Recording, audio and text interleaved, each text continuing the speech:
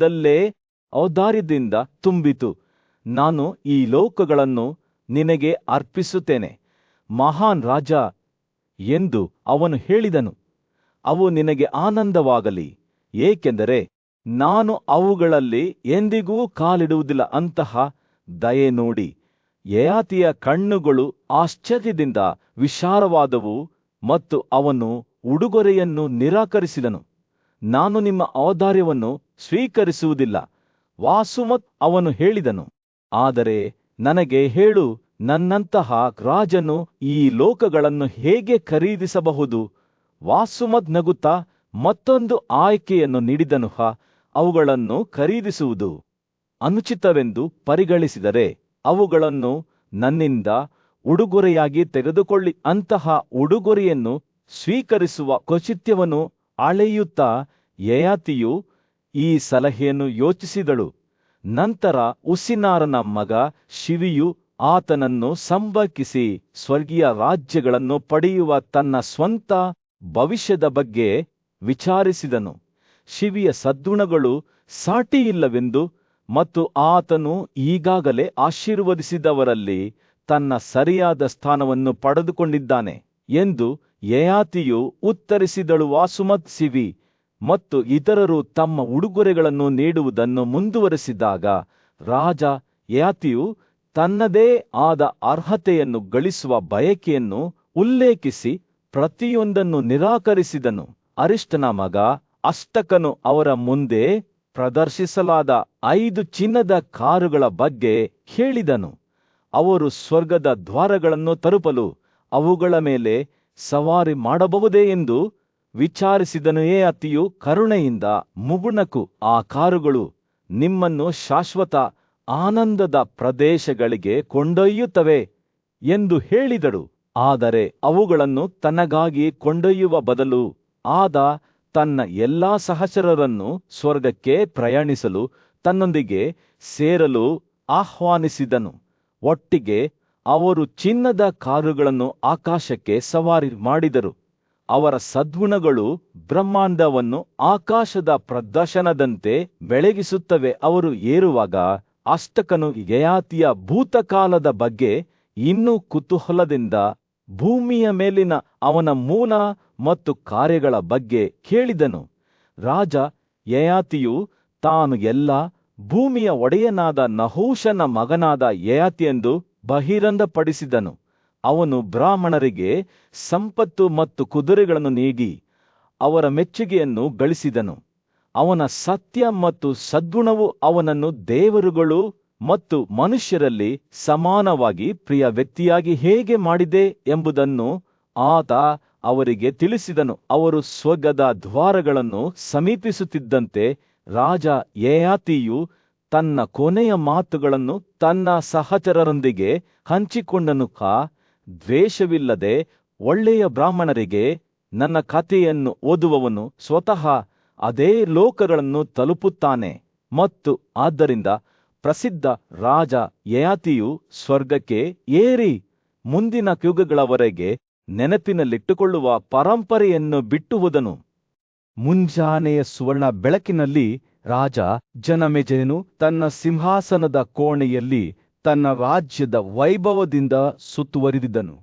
ತನ್ನ ಬುದ್ಧಿವಂತ ಮಾರ್ಗದರ್ಶಿಯಾದ ವೈಶಂಪಾಯನನನ್ನು ಉದ್ದೇಶಿಸಿ ಮಾತನಾಡುವಾಗ ಅವನ ಕಣ್ಣುಗಳು ಕುತೂಹಲದಿಂದ ಹೊಳೆಯುತ್ತಿದ್ದವು. ಓ ಆರಾಧ್ಯನೇ, ಅವನು ಹೇಳಿದನು, ನಾನು ಪುರು ವಂಶಸ್ಥರಾದ ಆ ರಾಜರ ಇತಿಹಾಸವನ್ನು ಕೇಳಲು ಬಯಸುತ್ತೇನೆ. ಪ್ರತಿಯೊಬ್ಬರ ಬಗ್ಗೆ ನನಗೆ ತಿಳಿಸಿ, ಏಕೆಂದರೆ ಅವರು ಪರಾಕ್ರಮ ಮತ್ತು ಸಾಧನೆಗಳನ್ನು ಹೊಂದಿದ್ದವಿದು ಹೇಳಲು ಯೋಗ್ಯವಾದ ಕಥೆಯೆಂದು ತಿಳಿದುಕೊಂಡ ವೈಶಂಪಾಯನನು ಮುಗುಳ್ನಕ್ಕನು. ಅವನು 3 ಪುತ್ರರನ್ನು ಹೊಂದಿದ್ದ ಪುರುವಿನ ಕಥೆಯನ್ನು ವಿವರಿಸುವ ಮೂಲಕ ಪ್ರಾರಂಭಿಸಿದವು. ಆ ಪ್ರವೀರ ಈಶ್ವರ ಮತ್ತು ರೌದ್ರಸ್ವ ಅವರಲ್ಲಿ ಪ್ರವೀರನು ರಾಜವಂಶದ ಶಾಶ್ವತನಾಗಿದ್ದನು. ಅವನ ಮಗನು 4 ಸಮುದ್ರಗಳಿಂದ ಸುತ್ತುವರಿದ ಇಡೀ ಭೂಮಿಯನ್ನು ಆಳಿದನು. ಅವನ ಕಣ್ಣುಗಳು ಕಮಲದ ದಳಗಳಂತೆ ಹೊಳೆಯುತ್ತಿದ್ದವು. ಮಾರಸುವಿನ ಪತ್ನಿ ಸೌಮಿರಿ ಅವನಿಗೆ 3 ಪುತ್ರರನ್ನು ಹೆತ್ತಳುವ ಶಾಕ್ತ ಸಹಾನ ಮತ್ತು ವಾಗ್ಮಿ. ಈ ಯುವ ಯೋಧರು ಯುದ್ಧದಲ್ಲಿ ತಮ್ಮ ಶೌರ್ಯಕ್ಕೆ ಹೆಸರುವಾಸಿಯಾಗಿದ್ದರು ಮತ್ತು ಅವರು ದೇವರುಗಳ ಗೌರವಾರ್ಥವಾಗಿ ಹಲವಾರು ತ್ಯಾಗಗಳನ್ನು ಮಾಡಲು ಬೆಳೆದರು. ಅವರಿಗೆ ಎಲ್ಲ ಜ್ಞಾನದ ಶಾಖೆಗಳಲ್ಲಿ ಕಲಿತ ಮತ್ತು ಸದ್ಗುಣಕ್ಕೆ ಸಮರ್ಪಿತರಾದ ಪುತ್ರರಿದ್ದರು. ಅವರಲ್ಲಿ ವಿಜೇಯು ಇಡೀ ಭೂಮಿಯ ಏಕೈಕ ರಾಜನಾಗಿದ್ದನು.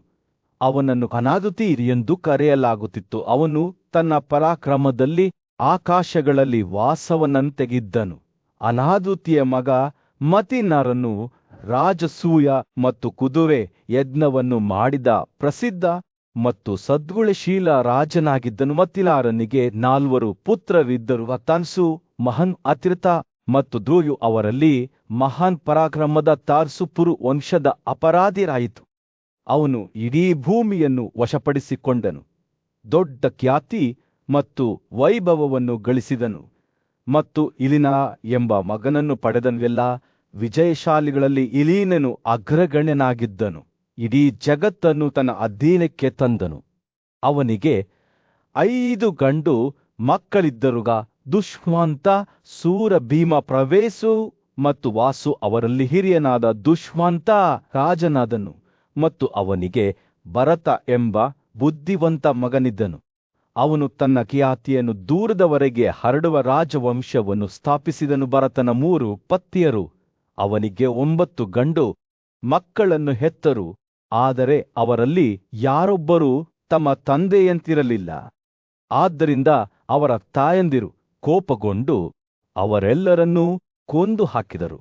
ಭರತನಿಂದ ಮಕ್ಕಳ ಜನನವು ವ್ಯರ್ಥವಾಯಿತು. ಆದಾಗ್ಯೂ ರಾಜನು ನಂತರ ದೊಡ್ಡ ತ್ಯಾಗವನ್ನು ಮಾಡಿದನು ಮತ್ತು ಭಾರದ್ವಾಜನ ಕೃಪೆಯಿಂದ ಅವನು ಭೂಮನ್ಯು ಎಂಬ ಮಗನನ್ನು ಪಡೆದನು. ಭೂಮನ್ಯುವಿಗೆ 6 ಪುತ್ರರು ಜನಿಸಿದರು. ಸುಹೋತ್ರ, ಸುಹೋತ್ರಿ, ಸುಹಾವಿ, ಸುಜೇಯ, ದಿವ್ಯತ ಮತ್ತು ಕಿಚ್ಚೀಕ. ಅವರೆಲ್ಲರಲ್ಲಿ ಹಿರಿಯನಾದ ಸುಹೋತ್ರನು ಸಿಂಹಾಸನವನ್ನು ಪಡೆದನು ಮತ್ತು ಅನೇಕ ರಾಜಸೂಯರು ಮತ್ತು ಕುದುರೆ ತ್ಯಾಗಗಳನ್ನು ಮಾಡಿದನು.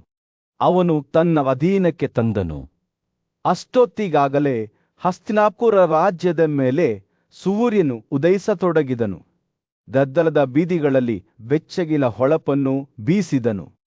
ರಾಜನಾದ ಜನಮೇಜಯನು ತನ್ನ ಸಿಂಹಾಸನದ ಮೇಲೆ ಕುಳಿತು ತನ್ನ ಸಲಹೆಗಾರರು ಮತ್ತು ಆಸ್ಥಾನಿಕರಿಂದ ಸುತ್ತುವರಿದು ಅವನು ಬುದ್ಧಿವಂತ ಬ್ರಾಹ್ಮಣನಾದ ವರಿಸಂಪಾಯನನ ಕಡೆಗೆ ತಿರುಗಿ, ಓ ಪೂಜ್ಯನೇ, ನಾನು ನಿಮ್ಮಿಂದ ನನ್ನ ಪೂರ್ವಜರ ಕಥೆಯನ್ನು ಕೇಳಿದ್ದೇನೆ.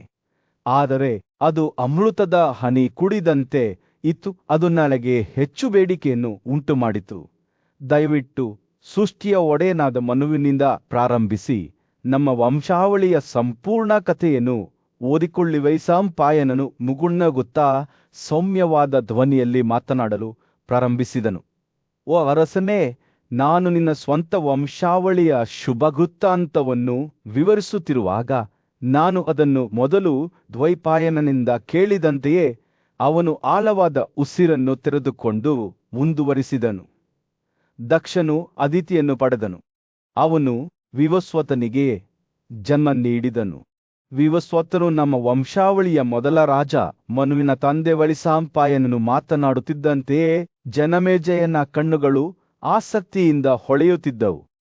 ಅವನು ತನ್ನ ಪೂರ್ವಜರ ಬಗ್ಗೆ ಇನ್ನಷ್ಟು ತಿಳಿದುಕೊಳ್ಳಲು ಉತ್ಸುಕನಾಗಿ ಮುಂದೆ ವಾಲಿದನು. ಬ್ರಾಹ್ಮಣನು ಮುಂದುವರಿಸಿದನು. ಮನು ಹನನ್ನು ಪಡೆದನು. ಅವನು ಪುರವರಿಗೆ ಜನ್ಮ ನೀಡಿದನು. ಕೌರವನು ಒಬ್ಬ ಮಹಾನ್ ರಾಜನಾಗಿದ್ದನು ಮತ್ತು ಆಯುಸ್, ನಹುಷ ಮತ್ತು ಯಯಾತಿ ಸೇರಿದಂತೆ ಅನೇಕ ಪುತ್ರರನ್ನು ಹೊಂದಿದ್ದನು. ಯಯಾತಿಯ ಕಥೆಯು ಪ್ರೀತಿ ಮತ್ತು ನಷ್ಟದ ಕಥೆಯಾಗಿತ್ತು. ಅವನಿಗೆ ದೇವಯಾನಿ ಮತ್ತು ಶರ್ಮಿಷ್ಠ ಎಂಬ 2 ಪತ್ನಿಯರಿದ್ದರು ಮತ್ತು ಅವರು ಅವನಿಗೆ 5 ಗಂಡು ಮಕ್ಕಳನ್ನು ಹೆತ್ತವ. ಕಾಡು, ತುವಾಸುದ್ದುಲು, ಅನು ಮತ್ತು ಪುರು ಈ ಸಹೋದರರು ಇತಿಹಾಸದ ಹಾದಿಯನ್ನು ರೂಪಿಸುವ ಮಹಾನ್ ರಾಜವಂಶಗಳನ್ನು ಕಂಡುಕೊಂಡರು. ವರಿಸಂಪಾಯನನು ತನ್ನ ಪೂರ್ವಜರ ಶೌರ್ಯ ಮತ್ತು ಬುದ್ಧಿವಂತಿಕೆಯ ಬಗ್ಗೆ ಮಾತನಾಡುತ್ತಿದ್ದಂತೆ ಜನಮೇಜಯನ ಕಣ್ಣುಗಳು ಅಗಲವಾದವು. ಯಾದುವಿನ ವಂಶಸ್ಥರು ಯಾದವರು ಎಂದು ಹೇಗೆ ಹೆಸರಾದರು ಎಂಬುದನ್ನು ಬ್ರಾಹ್ಮಣನು ವಿವರಿಸುತ್ತಿದ್ದಂತೆ ಅವನು ಶ್ರದ್ಧೆಯಿಂದ ಆಲಿಸುತ್ತಿದ್ದನು. ಆದರೆ ಪುರುವಿನ ವಂಶಾವಳಿಯನ್ನು ಪೌರವರು ಎಂದು ಕರೆಯಲಾಗುತ್ತಿತ್ತು. ಪ್ರತಿ ಪೀಳಿಗೆಯು ತನ್ನದ್ದೇ ಆದ ವಿಶಿಷ್ಟವಾದ ದಾರವನ್ನು ಇತಿಹಾಸದ ಚೌಕಟ್ಟಿನಲ್ಲಿ ನೇಯ್ಗೆ ಮಾಡುವುದರೊಂದಿಗೆ ಕಥೆಯು ಶ್ರೀಮಂತ ವಸ್ತ್ರದಂತೆ ತೆರೆದುಕೊಳ್ಳುತ್ತಾ ಹೋಳಿತು. ಜನಮೇಜಯನು ಸೂರ್ಯನ ಉದಯದವರೆಗೆ ಎಲ್ಲ ಪೂರ್ವ ಪ್ರದೇಶಗಳನ್ನು ವಶಪಡಿಸಿಕೊಂಡ ಪ್ರಾಚೀಮತ್ ಬಗ್ಗೆ ಕೇಳಿದನು. ವರಂಗಿಯನ್ನು ಮದುವೆಯಾಗಿ ಅಹಯಾಂತಿಯನ್ನು ಪಡೆದ ಸನ್ಯಾತಿ ಮತ್ತು ಸುನಂದನನ್ನು ಬಲವಂತವಾಗಿ ಪಡೆದ ನಂತರ ತನ್ನ ಹೆಂಡತಿಯಾಗಿ ತೆರೆದುಕೊಂಡ ಸರ್ವಭೌಮವೈಸಂಪಾಯನನು ಮಾತನಾಡುತ್ತಿದ್ದಂತೆ ಜನಮೇಜಯನ ಮನಸ್ಸು ಆಶ್ಚರ್ಯದಿಂದ ತುಂಬಿತು. ಆತನಿಗೆ ತನ್ನ ಪೂರ್ವಜ ಜೀವನದ ಬಗ್ಗೆ ಹಿಂದೆಂದೂ ಅಷ್ಟಾಗಿ ತಿಳಿದಿರಲಿಲ್ಲ. ಬ್ರಹ್ಮನು ಮುಂದುವರಿಸಿದ್ದನು ಮತ್ತು ಅಹಯಂತಿಯಿಂದ ಅರಿಹನ್ ಬಂದನು. ಆತ ಅಂಗಿಯನ್ನು ಮದುವೆಯಾದನು ಮತ್ತು ಮಹಾಭಾರತವನ್ನು ಪಡೆದನು. ಮಹಾಭಾರತನು ಸುಯಾಜನನನ್ನು ತನ್ನ ಹೆಂಡತಿಯಾಗಿ ತೆಗೆದುಕೊಂಡನು ಮತ್ತು ಅವರ ಮಗ ಆಯುತನೈ ಜನಿಸಿದನು. ಆ ಬಗ್ಗೆ ಕೇಳಿದಾಗ ಜನಮೇಜಯನ ಕಣ್ಣುಗಳು ಉತ್ಸಾಹದಿಂದ ಹೊಳೆಯುತ್ತಿದ್ದವು. ದೇವತೆಗಳ ಸಾಮ್ರಾಜ್ಯದಲ್ಲಿ ಅತ್ಯುನ್ನತ ದೇವತೆಯಾದ ಬ್ರಹ್ಮನಿಗೆ ಗೌರವ ಸಲ್ಲಿಸಲು ಭವ್ಯವಾದ ಸಭೆಯು ನೆರೆದಿತ್ತು. ತಮ್ಮ ಅತ್ಯುತ್ತಮ ಉಡುಪಿನಲ್ಲಿ ಅಲಂಕರಿಸಲ್ಪಟ್ಟ ಆಕಾಶ ಜೀವಿಗಳು ಪವಿತ್ರ ಬೆಂಕಿಯ ಮುಂದೆ ನಿಂತವು. ಅವರ ಧ್ವನಿಯು ಭಕ್ತಿಯಲ್ಲಿ ಮೇಲೇರಿತು. ಅವರಲ್ಲಿ ಯಕ್ಷಕು ರಾಜವಂಶದ ನ್ಯಾಯಯುತ ಮತ್ತು ಶಕ್ತಿಯುತ ಆಡಳಿತಗಾರನಾದ ರಾಜ ಮಹಾಭಿಷನು ತನ್ನ ಪ್ರಾಮಾಣಿಕತೆ ಮತ್ತು ಶೌರ್ಯಕ್ಕೆ ಹೆಸರುವಾಸಿಯಾಗಿದ್ದನು. ಅವನು ದೇವತೆಗಳನ್ನು 1000 ಕುದುರೆ ಬಲಿಗಳು ಮತ್ತು 100 ರಾಜಸೂಯಗಳಿಂದ ಸಂತೋಷಪಡಿಸಿದನು. ಸ್ವರ್ಗದಲ್ಲಿ ತನ್ನ ಸ್ಥಾನವನ್ನು ಗಳಿಸಿದನು. ನದಿಗಳ ಭವ್ಯ ರಾಣಿಯಾದ ಗಂಗೆಯು ಸಭೆಗೆ ಆಗಮಿಸಿದಾಗ ಚಂದ್ರನ ಕಿರಣಗಳಂತಹ ಬಿಳಿ ಬಣ್ಣದ ಅವಳ ರೇಷ್ಮೆ ಉಡುಪುಗಳನ್ನು ಗಾಳಿಯು ನಿಧಾನವಾಗಿ ಮೇಲಕ್ಕೆತ್ತಿತು. ಆಕಾಶ ಜೀವಿಗಳು ಗೌರವದಿಂದ ತಮ್ಮ ತಲೆಗಳನ್ನು ಬಾಗಿಸಿದವು. ಆದಾಗ್ಯೂ ರಾಜ ಮಹಾಭಿಷ ತನ್ನ ಆಲೋಚನೆಗಳಲ್ಲಿ ಕಳೆದು ಗೌರವಯುತವಲ್ಲದ ನೋಟದಿಂದ ಗಂಗಾ ನದಿಯನ್ನು ನೋಡಿದನು. ಈ ಉಲ್ಲಂಘನೆಗೆ ಸಾಕ್ಷಿಯಾಗಿದ್ದ ಬ್ರಹ್ಮರಾಜನನ್ನು ಶಪಿಸಿದನು. ದುಷ್ಟ, ನೀನು ಭೂಮಿಯ ಮೇಲೆ ಮರುಜನ್ಮ ಪಡೆಯುವೆ ಮತ್ತು ನೀನು ಪದೇ ಈ ಪ್ರದೇಶಗಳಿಗೆ ತಲುಪಿದರೂ ನಿನ್ನ ಕೋಪವು ಒಂದು ದಿನ ಪ್ರಚೋದಿಸಲ್ಪಡುತ್ತದೆ. ನನ್ನ ಶಾಪದಿಂದ ನಿನ್ನನ್ನು ಮುಕ್ತಗೊಳಿಸುತ್ತದೆ. ಸಹಾನುಭೂತಿಯ ಕಣ್ಣಿನೊಂದಿಗೆ ಮಹಾಭಿಷನನ್ನು ನೋಡುತ್ತಿದ್ದ ನದಿಗಳ ರಾಣಿಯು ಅವನ ಬಗ್ಗೆ ಪ್ರೀತಿಯಿಂದ ಯೋಚಿಸುತ್ತಾ ಅಗಲಿದಳು. ಗಂಗೆಯು ಮಾರ್ತ್ಯ ಜಗತ್ತಿಗೆ ಹಿಂತಿರುಗಿದಾಗ ಅವಳು ವಸಿಷ್ಠ ಋಷಿಯಿಂದ ಶಾಪಕ್ಕೊಳಗಾದ ಆಕಾಶ ಜೀವಿಗಳ ಗುಂಪಾದ ವಾಸುಗಳನ್ನು ಎದುರಿಸಿದಳು. ಅವರು ಅಜ್ಞಾನದಲ್ಲಿ ಋಷಿಯನ್ನು ದಾಟಿದ್ದಾರೆ ಮತ್ತು ಈಗ ಮನುಷ್ಯರ ನಡುವೆ ಜನಿಸಲು ಉದ್ದೇಶಿಸಲಾಗಿದೆ ಎಂದು ಅವರು ಅವಳಿಗೆ ಹೇಳಿದರು. ಅವರ ಅವಸ್ಥೆಯಿಂದ ಪ್ರೇರೇಪಿಸಲ್ಪಟ್ಟ ಗಂಗಾ ಅವರನ್ನು ತನ್ನ ಮಕ್ಕಳಾಗಿ ಹೊತ್ತುಕೊಂಡು ಸ್ವತಃ ಮನುಷ್ಯನಾಗಲು ಮುಂದಾದಳು. ಆಕೆಯ ದಯೆಗೆ ಕೃತಜ್ಞರಾಗಿದ್ದ ವಾಸುಗಳು ತಮ್ಮ ಹೊಸ ಜೀವನಕ್ಕಾಗಿ ಮಾರ್ತ್ಯ ತಂದೆಯನ್ನು ಆಯ್ಕೆ ಮಾಡಲು ಕೇಳಿಕೊಂಡರು. ಗಂಗೆಯ ಕಣ್ಣುಗಳು ಮಹಾನ್ ಖ್ಯಾತಿಯ ರಾಜನಾದ ಪ್ರತೀಪನ ಮೇಲೆ ಹೊಳೆಯುತ್ತಿದ್ದರು ಮತ್ತು ಅವನ ಮಗನಾದ ಶಂತನು ತನ್ನೊಳಗೆದ್ದಿಲ್ಲ ವಂಶಾವಳಿಯೊಂದಿಗೆ ಜನಿಸುತ್ತಾನೆ ಎಂದು ಅವಳು ಘೋಷಿಸಿದಳು. ಆಕೆಯ ಆಯ್ಕೆಯಿಂದ ಸಂತೋಷಗೊಂಡ ವಾಸುಗಳು ಗಂಗಾಳಿಗೆ ತಮ್ಮ ಬಳಕೆಯನ್ನು ಬಹಿರಂಗಪಡಿಸಿದರು. ಜನನದ ನಂತರ ಅವರು ನೀರಿನಲ್ಲಿ ಎಸೆಯಲ್ಪಡಬೇಕೆಂದು ಬಯಸಿದ್ದರು. ಆದ್ದರಿಂದ ಮಾನವ ಜೀವನದ ಕಷ್ಟಗಳನ್ನು ಹೆಚ್ಚು ಕಾಲ ಅನುಭವಿಸಬಾರದು. ಗಂಗಾ ಅವರ ಕೋರಿಕೆಯನ್ನು ಒಪ್ಪಿಕೊಂಡರು, ಆದರೆ ಕನಿಷ್ಠ ಒಂದು ಮಗನನ್ನು ಬದುಕುಳಿಯುವಂತೆ ಕೇಳಿಕೊಂಡರು. ಇದರಿಂದಾಗಿ ಅವಳ ಶ್ರಮ ವ್ಯರ್ಥವಾಗುವುದಿಲ್ಲ. ಆಕೆಯ ಕರುಣೆಯಿಂದ ಪ್ರೇರೇಪಿಸಲ್ಪಟ್ಟ ವಾಸುಗಳು ಒಂದೇ ಮಗುವಿನ ಜನನವನ್ನು ಖಚಿತಪಡಿಸಿಕೊಳ್ಳಲು ತಮ್ಮ ದೈವಿಕ ಶಕ್ತಿಯ 8ನೇ ಭಾಗವನ್ನು ಕೊಡುಗೆ ನೀಡುವುದಾಗಿ ಭರವಸೆ ನೀಡಿದರು. ಆಕಾಶ ಜೀವಿಗಳು ಹೊರಟು ಹೋದಾಗ ಗಂಗಾ ತನ್ನೊಳಗೆ ಹೊಸ ಜೀವನದ ಭರವಸೆಯನ್ನು ಹೊತ್ತುಕೊಂಡು ಭೂಮಿಯ ಮೇಲೆ ಉಳಿದಳು. ಆದ್ದರಿಂದ ತನ್ನ ಮರ್ತ್ಯ ಮತ್ತು ಆಕಾಶ ಪರಂಪರೆಯ ಆಶೀರ್ವಾದವನ್ನು ಹೊಂದಿದ್ದ ಪ್ರತೀಪನ ಮಗ ಶಂತನು ಜನಿಸಿದನು. ಅವನು ದೊಡ್ಡ ರಾಜನಾಗಲು ಬೆಳೆದಿದ್ದರೂ ಅವನ ಜೀವನವು ಬ್ರಹ್ಮನ ಶಾಪದಿಂದ ಮುನ್ಸೂಚಿಸಿದಂತೆ ದುಃಖ ಮತ್ತು ಕಷ್ಟಗಳಿಂದ ಗುರುತಿಸಲ್ಪಡುತ್ತದೆ. ಆದರೂ ಆ ಕ್ಷಣದಲ್ಲಿ ಗಂಗೆಯ ಹೃದಯವು ಭರವಸೆಯಿಂದ ಉಬ್ಬಿಕೊಂಡಿತು. ಅವಳ ಮಕ್ಕಳು ಒಂದು ದಿನ ಸ್ವರ್ಗಕ್ಕೆ ಮರಳುತ್ತಾರೆ ಎಂದು ತಿಳಿದಿತ್ತು. ಕುರುಗಳ ದೇಶದಲ್ಲಿ ಪ್ರತೀಪ ಎಂಬ ಹೆಸರಿನ ನ್ಯಾಯಯುತ ಮತ್ತು ದಯೆ ತೋರುವ ರಾಜನಿದ್ದನು. ಅವನು ಆಧ್ಯಾತ್ಮಿಕ ಜ್ಞಾನೋದಯವನ್ನು ಹುಡುಕುತ್ತಾ ಪವಿತ್ರವಾದ ಗಂಗಾ ನದಿಯ ಮೂಲದಲ್ಲಿ ಆಳವಾದ ಚಿಂತನೆಯಲ್ಲಿ ಅನೇಕ ವರ್ಷಗಳನ್ನು ಕಳೆದಿದ್ದನು. ಒಂದು ದಿನ ಅವರು ಧ್ಯಾನದಲ್ಲಿ ಕುಳಿತಾಗ ಒಂದು ಸುಂದರವಾದ ಆಕಾಶ ಕನ್ಯೆ ನೀರಿನಿಂದ ಎದ್ದು ಅವನ ಬಳಿಗೆ ಬಂದಳು. ಅವಳು ಸಾಮಾನ್ಯ ಮಹಿಳೆಯಾಗಿರಲಿಲ್ಲ, ಏಕೆಂದರೆ ಅವಳ ಸೌಂದರ್ಯವು ದೇವತೆಗಳ ಪ್ರಕಾಶದಂತೆ ಹೊಳೆಯುತ್ತಿತ್ತು. ಹುಣ್ಣಿಮೆಯಷ್ಟು ಸುಂದರವಾದ ಚರ್ಮವನ್ನು ಹೊಂದಿದ್ದ ಹುಡುಗಿ ಪ್ರತೀಪನ ಬಲ ತೊಡೆಯ ಮೇಲೆ ಕುಳಿತಳು. ಅದು ಸಾಲ ಮರದಂತೆ ಬಲವಾಗಿತ್ತು. ಆಕೆಯ ಸೌಂದರ್ಯದಿಂದ ದಿಗ್ಭ್ರಮೆಗೊಂಡ ರಾಜನು ಆಕೆಗೆ ಏನು ಬೇಕು ಎಂದು ಕೇಳಿದನು. ಸೌಮ್ಯವಾದ ನವಿಲೊಂದಿಗೆ ಆಕೆ ತನ್ನ ಹೆಂಡತಿಯಾಗಲು ಬಯಸುತ್ತೇನೆ ಎಂದು ಉತ್ತರಿಸಿದಳು. ಆದಾಗ್ಯೂ ಪ್ರತೀಪನು ತನ್ನ ಪವಿತ್ರತೆಯ ಪ್ರತಿಜ್ಞೆಗೆ ಬದ್ಧನಾಗಿದ್ದನು ಮತ್ತು ಅವಳ ಮುಂದುವರಿಕೆಗೆ ಶರಣಾಗಲು ಸಾಧ್ಯವಾಗಲಿಲ್ಲ. ನೀನು ನನ್ನ ಹೆಂಡತಿಯೂ ಅಲ್ಲ ಅಥವಾ ನಮ್ಮ ವರ್ಗದ ಮಹಿಳೆಯೂ ಅಲ್ಲ, ಅವನು ನಿಧಾನವಾಗಿ ವಿವರಿಸಿದ. ಆದರೆ ನಾನು ನಿನಗೆ ಇನ್ನೊಂದು ವ್ಯವಸ್ಥೆಯನ್ನು ನೀಡಬಲ್ಲೆ. ನೀನು ನಮ್ಮ ಮನೆಯ ಸೊಸೆಯಾಗಬಹುದು. ಆ ಹುಡುಗಿ ಈ ಪ್ರಸ್ತಾಪವನ್ನು ಒಪ್ಪಿಕೊಂಡಳು, ಏಕೆಂದರೆ ಅವಳು ಪ್ರತೀಪನ ಸದ್ಗುಣವನ್ನು ಗೌರವಿಸುತ್ತಿದ್ದಳು ಮತ್ತು ಅವನ ಉದಾತ್ತ ವಂಶಾವಳಿಯ ಭಾಗವಾಗಲು ಬಯಸಿದ್ದಳು. ಅದೇ ರೀತಿ ಪ್ರತೀಪನ ಹಿರಿಯ ಮಗನಾದ ಶಂತನು ಇನ್ನೂ ತನ್ನ ಉತ್ತರಾಧಿಕಾರಕ್ಕೆ ಬರಬೇಕಾಗಿತ್ತು. ಸಮಯ ಬಂದಾಗ ಪ್ರತೀಪನು ಶಂತನುವನ್ನು ಕರೆದು ಒಮ್ಮೆ ತನ್ನನ್ನು ಭೇಟಿ ಮಾಡಿದ ಆಕಾಶ ಕನ್ಯೆಯ ಬಗ್ಗೆ ಹೇಳಿದನು. ಅವಳು ಮತ್ತೆ ಕಾಣಿಸಿಕೊಂಡರೆ ರಹಸ್ಯವಾಗಿ ಅವಳನ್ನು ಭೇಟಿಯಾಗಲು ಮತ್ತು ಅವಳನ್ನು ತನ್ನ ಹೆಂಡತಿಯಾಗಿ ಸ್ವೀಕರಿಸಲು ಅವನು ತನ್ನ ಮಗನಿಗೆ ಸೂಚನೆ ನೀಡಿದನು. ದೊಡ್ಡ ಬುದ್ಧಿವಂತಿಕೆ ಮತ್ತು ಶಕ್ತಿಯುಳ್ಳ ಯುವಕನಾದ ಶಂತನು ತನ್ನ ತಂದೆಯ ಸಿಂಹಾಸನದ ಮೇಲೆ ಕುಳಿತನು. ಸದ್ಗುಣದಿಂದ ತುಂಬಿದ ಹೃದಯದಿಂದ ಅವನು ತನ್ನ ರಾಜ್ಯವನ್ನು ಬುದ್ಧಿವಂತಿಕೆಯಿಂದ ಆಳಿದನು. ಆದಾಗ್ಯೂ ಅವನು ಶೀಘ್ರದಲ್ಲೇ ಪ್ರಕ್ಷುಬ್ಧನಾದನು ಮತ್ತು ಕಾಡಿನಲ್ಲಿ ತನ್ನ ಹೆಚ್ಚಿನ ಸಮಯವನ್ನು ಕಳೆಯಲು ಪ್ರಾರಂಭಿಸಿದನು. ಜಿಂಕೆ ಮತ್ತು ಎಮ್ಮೆಗಳನ್ನು ಬೇಟೆಯಾಡುತ್ತಿದ್ದನು. ಒಂದು ದಿನ ಗಂಗಾ ನದಿಯ ದಡದಲ್ಲಿ ಅಲೆದಾಡುವಾಗ ಅವನು ಮನುಷ್ಯರ ನಡುವೆ ವಾಸಿಸುತ್ತಿದ್ದ ಆಕಾಶ ಜೀವಿಗಳಾದ ಸಿದ್ಧರು ಮತ್ತು ಚರಣರು ಹೆಚ್ಚಾಗಿ ವಾಸಿಸುತ್ತಿದ್ದ ಪ್ರದೇಶವನ್ನು ಕಂಡನು.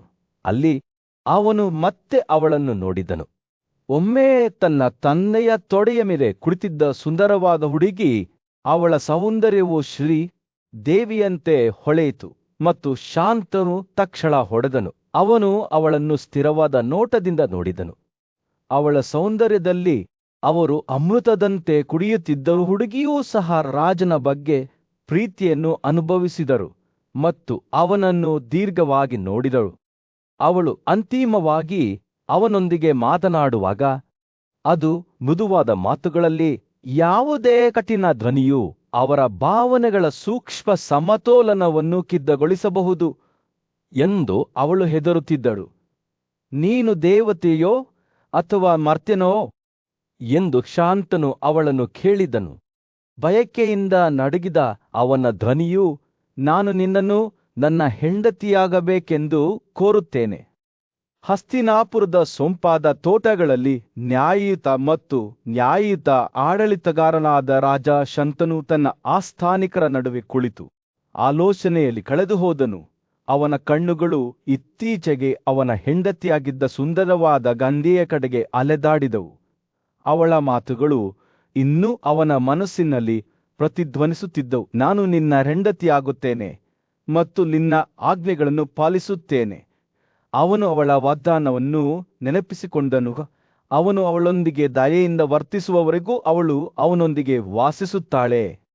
ಆದರೆ ಅವನು ಎಂದಾದರೂ ಅವಳೊಂದಿಗೆ ಮಧ್ಯ ಪ್ರವೇಶಿಸಿದರೆ ಅಥವಾ ಅವಳೊಂದಿಗೆ ನಿರ್ದಯವಾಗಿ ಮಾತನಾಡಿದರೆ ಅವನನ್ನು ಬಿಟ್ಟುಬಿಡುತ್ತಾನೆ. ರಾಜನು ಈ ಆಲೋಚನೆಗಳ ಬಗ್ಗೆ ಯೋಚಿಸುತ್ತಿದ್ದಂತೆ ದಾಂದಿಯು ತನ್ನ ಮುಖದ ಮೇಲೆ ಸೌಮ್ಯವಾದ ನಗುವಿನೊಂದಿಗೆ ಅವನ ಬಳಿಗೆ ಬಂದಳು. ಅವಳ ಮಾತುಗಳು ಅವನ ಕಿವಿಗಳಿಗೆ ಸಂಗೀತದಂತೆ ಇದ್ದವು. ಓ ರಾಜ, ನಾನು ನಿನ್ನ ಹೆಂಡತಿಯಾಗುತ್ತೇನೆ ಮತ್ತು ನಿನ್ನ ಆಜ್ಞೆಗಳನ್ನು ಪಾಲಿಸುತ್ತೇನೆ. ಅವಳು ಅವರ ಒಪ್ಪಂದವನ್ನು ನೆನಪಿಸಿದಳು ಮತ್ತು ರಾಜ ಶಾಂತನು ಸಮ್ಮತಿಯಿಂದ ತಲೆಯಾಡಿಸಿದನು. ಹುಡುಗಿಯ ಗುಣಲಕ್ಷಣಗಳು ದೋಷರಹಿತ ಸೌಂದರ್ಯದಿಂದ ಹೊಳೆಯುತ್ತಿದ್ದವು. ಅವಳು ಹೇಳಿದ ಪ್ರತಿಯೊಂದು ಪದದಿಂದಲೂ ರಾಜನ ಹೃದಯದಲ್ಲಿ ಸಂತೋಷದ ರೋಮಾಂಚನವನ್ನು ಕಳುಹಿಸುತ್ತಿದ್ದವು. ಹೀಗೆ ರಾಜ ಮತ್ತು ಅವನ ರಾಣಿ ಇಬ್ಬರಿಗೂ ಬಹಳ ಸಂತೋಷದ ಅವಧಿಯು ಪ್ರಾರಂಭವಾಯಿತು. ಗಂಧಿಯು ಹಸ್ತಿನಾಪುರಕ್ಕೆ ಬೆಳಕು ಮತ್ತು ಸಂತೋಷವನ್ನು ತಂದಿತು. ಅವಳ ಉಪಸ್ಥಿತಿಯು ಆಕಾಶದ ಆಶೀರ್ವಾದದಂತೆ. ಅವಳು ಆಗಾಗ್ಗೆ ನೃತ್ಯ ಮತ್ತು ಹಾಡುತ್ತಿದ್ದಳು. ಅವಳನ್ನು ನೋಡಿದ ಎಲ್ಲರ ಹೃದಯಗಳನ್ನು ಸೆರೆಹಿಡಿಯುತ್ತಿದ್ದಳು. ರಾಜನು ಅವಳ ಪ್ರೀತಿ ಮತ್ತು ವಾತ್ಸಲ್ಯದಿಂದ ಮಂತ್ರಮುಗ್ಧರಾಗಿದ್ದನು. ಮತ್ತು ತಿಂಗಳುಗಳು, ಬತುಗಳು ಮತ್ತು ವರ್ಷಗಳು ಅವನ ಅರಿವಿಲ್ಲದೆ ಕಳೆದವು. ಆದರೆ ಈ ಆನಂದದ ನಡುವೆ ಗಂಗಾ ಆಗಾಗ್ಗೆ ನದಿಗೆ ಜಾರಿ ಹೋಗುತ್ತಿದ್ದಳು. ಅಲ್ಲಿ ಅವಳು ರಹಸ್ಯವಾದ ಆಚರಣೆಯನ್ನು ಮಾಡುತ್ತಿದ್ದಳು. ತದನಂತರ ಸೌಮ್ಯವಾದ ನಗುವಿನೊಂದಿಗೆ ಅವಳು ಅವರ 8 ಮಕ್ಕಳನ್ನು ನೀರಿನಲ್ಲಿ ಎಸೆಯುತ್ತಿದ್ದಳು. ಇದು ನಿಮ್ಮ ಒಳಿತಿಗಾಗಿ ಎಂದು ಹೇಳುತ್ತಿದ್ದಳು. ರಾಜನು ದುಃಖದಿಂದ ನೋಡುತ್ತಿದ್ದನು. ಆದರೆ ಅವನ ಹೆಂಡತಿ ಅವನನ್ನು ಬಿಟ್ಟು ಹೋಗದಂತೆ ಮಾತನಾಡಲು ಧೈರ್ಯ ಮಾಡಲಿಲ್ಲ. ಆದರೂ ಪ್ರತಿ ನಷ್ಟದಲ್ಲೂ ಅವನಿಗೆ ದುಃಖದ ನೋವನ್ನು ಅನುಭವಿಸಲು ಸಾಧ್ಯವಾಗಲಿಲ್ಲ. ಅಂತಹ ಒಂದು ಸಂದರ್ಭದಲ್ಲಿ ರಾಜ ಶಂತನು ಅಂತಿಮವಾಗಿ ಗಂಧಿಯ ಕೃತ್ಯಗಳನ್ನು ಎದುರಿಸುವ ಧೈರ್ಯವನ್ನು ಕಂಡುಕೊಂಡನು. ಆಕೆ ತಮ್ಮ 8ನೇ ಮಗುವನ್ನು ನದಿಗೆ ಎಸೆಯಲು ಸಿದ್ಧವಾಗುತ್ತಿದ್ದಾಗ ರಾಜನ ದುಃಖದ ಮುಖಭಾವ ಮತ್ತು ಹತಾಶ ಮಾತುಗಳು ಅವಳನ್ನು ನಿಲ್ಲಿಸಿದವು. ಅದನ್ನು ಕೊಲ್ಲಬೇಡಿ. ನೀನು ಯಾರು ಮತ್ತು ಯಾರು ನೀನು ನಿನ್ನ ಸ್ವಂತ ಮಕ್ಕಳನ್ನು ಏಕೆ ಕೊಲ್ಲುತ್ತೀಯ? ಗಂಗಾ ತನ್ನ ಮಾತುಗಳಿಂದ ದಿಗ್ಭ್ರಮೆಗೊಂಡಳು. ಅವಳು ತನ್ನ ನಿಜವಾದ ಸ್ವಭಾವವನ್ನು ಬಹಿರಂಗಪಡಿಸಿದರು. 8 ವಾಸುಗನ್ನು ಹುಟ್ಟುಹಾಕಲು ಮಾನವ ರೂಪವನ್ನು ಪಡೆದ ಆಕಾಶ ಸಾಮ್ರಾಜ್ಯದ ದೇವತೆ ಅವಳು ವಾಸುಗಳಿಗೆ ನೀಡಿದ ವಾಗ್ದಾನವನ್ನು ಪೂರೈಸಲು ಹಸ್ತಿನಾಪುರಕ್ಕೆ ಬಂದಿದ್ದೇನೆ ಮತ್ತು ರಾಜ ಶಾಂತನುವಿನೊಂದಿಗೆ ಅವರ ವಾಸ್ತವ್ಯವು ಈ ಒಪ್ಪಂದದ ಭಾಗವಾಗಿದೆ ಎಂದು ವಿವರಿಸಿದಳು. ರಾಜನ ಮಾತುಗಳನ್ನು ಕೇಳಿದಾಗ ರಾಜನ ಕಣ್ಣುಗಳು ಆಶ್ಚರ್ಯದಿಂದ ವಿಶಾಲವಾದವು. ಗಂಗೆಯು ಮಾತನಾಡುವುದನ್ನು ಮುಗಿಸಿದಾಗ ಭೂಮಿಯ ಮೇಲಿನ ತನ್ನ ಸಮಯವು ಕೊನೆಗೊಂಡಿದೆ ಎಂದು ಅವಳು ಬಹಿರಂಗಪಡಿಸಿದಳು. ಅವಳು ತನ್ನ ಉದ್ದೇಶವನ್ನು ಸಾಧಿಸಿದ್ದಳು. 8 ವಾಸುಗಳು ಈಗ ತಮ್ಮ ಮಾನವ ರೂಪಗಳಿಂದ ಮುಕ್ತರಾಗಿದ್ದರು ಮತ್ತು ಅವರ ತಂದೆ ರಾಜ ಶಾಂತನು ಶಾಶ್ವತ ಆನಂದದ ಅನೇಕ ಪ್ರದೇಶಗಳನ್ನು ಪಡೆದುಕೊಂಡಿದ್ದನು. ತನ್ನ ಗಂಡನನ್ನು ಕೊನೆಯ ನೋಟದಲ್ಲಿ ನೋಡಿದಾಗ ಗಂಗಾ ತನ್ನ ಹೆಸರನ್ನು ಪಿಸುಗುಟ್ಟಿದ ಸೌಮ್ಯ ಗಾಳಿಯನ್ನು ಮಾತ್ರ ಬಿಟ್ಟು ತೆಳುವಾದ ಗಾಳಿಯಲ್ಲಿ ಕಣ್ಮರೆಯಾಯಿತು. ಗಂಗಾದತ್ತ ತನ್ನ ಪರಂಪರೆಯನ್ನು ಮುಂದುವರಿಸುವ ಮೇಯುವಿನ ಪವಿತ್ರ ಕಾಡಿನಲ್ಲಿ ಹೂವುಗಳ ಸುವಾಸನೆ ಮತ್ತು ಎಲೆಗಳ ಮೃದುವಾದ ರಸದೊಂದಿಗೆ ಗಾಳಿಯು ಸಿಹಿಯಾಗಿತ್ತು. ಅಪವ ಎಂಬ ಬುದ್ಧಿವಂತ ಮತ್ತು ಶಕ್ತಿಯುತ ಋಷಿ ವಾಸಿಸುತ್ತಿದ್ದರು. ಅವರು ಸಮುದ್ರದ ದೇವತೆಯಾದ ವರುಣನ ಮಗನಾಗಿದ್ದರು ಮತ್ತು ತಪಸ್ವಿ ಭಕ್ತಿಯ ಜೀವನವನ್ನು ಮುಂದುವರಿಸಲು ಪ್ರಾಪಂಚಿಕ ಸಂತೋಷಗಳನ್ನು ತ್ಯಜಿಸಿದ್ದರು. ಈ ಪವಿತ್ರ ಧಾಮದಲ್ಲಿ ಅವರು ಎಲ್ಲ ಆಸೆಗಳನ್ನು ಪೂರೈಸುವ ಶಕ್ತಿಯನ್ನು ಹೊಂದಿದ್ದ ನಂದಿನಿಗೆಂಬ ಭವ್ಯವಾದ ಹಸುವನ್ನು ಪೋಷಿಸಿದರು. ಒಂದು ದಿನ ಅಪವತ್ತನ ಸಂಜೆಯ ಆಚರಣೆಗಳಿಗಾಗಿ ಹಣ್ಣುಗಳನ್ನು ಸಂಗ್ರಹಿಸಲು ಹೊರಟಿದ್ದಾಗ ಪೃಥುವಿನ ನೇತೃತ್ವದಲ್ಲಿ ವಾಸುಗಳ ಗುಂಪೊಂದು ಕಾಡಿನ ಮೇಲೆ ಬಂದಿತ್ತು. ಸೌಂದರ್ಯ ಮತ್ತು ಮೋಡಿಗಳಿಂದ ಅಲಂಕರಿಸಲ್ಪಟ್ಟ ಅವರ ಪತ್ನಿಯರು ಕಾಡಿನ ಸಂತೋಷವನ್ನು ಆನಂದಿಸುತ್ತಾ ಮುಕ್ತವಾಗಿ ಅಲೆದಾಡುತ್ತಿದ್ದರು. ಅವರಲ್ಲಿ ದಿಯುವಿನ ಹೆಂಡತಿಯೂ ಇದ್ದಳು.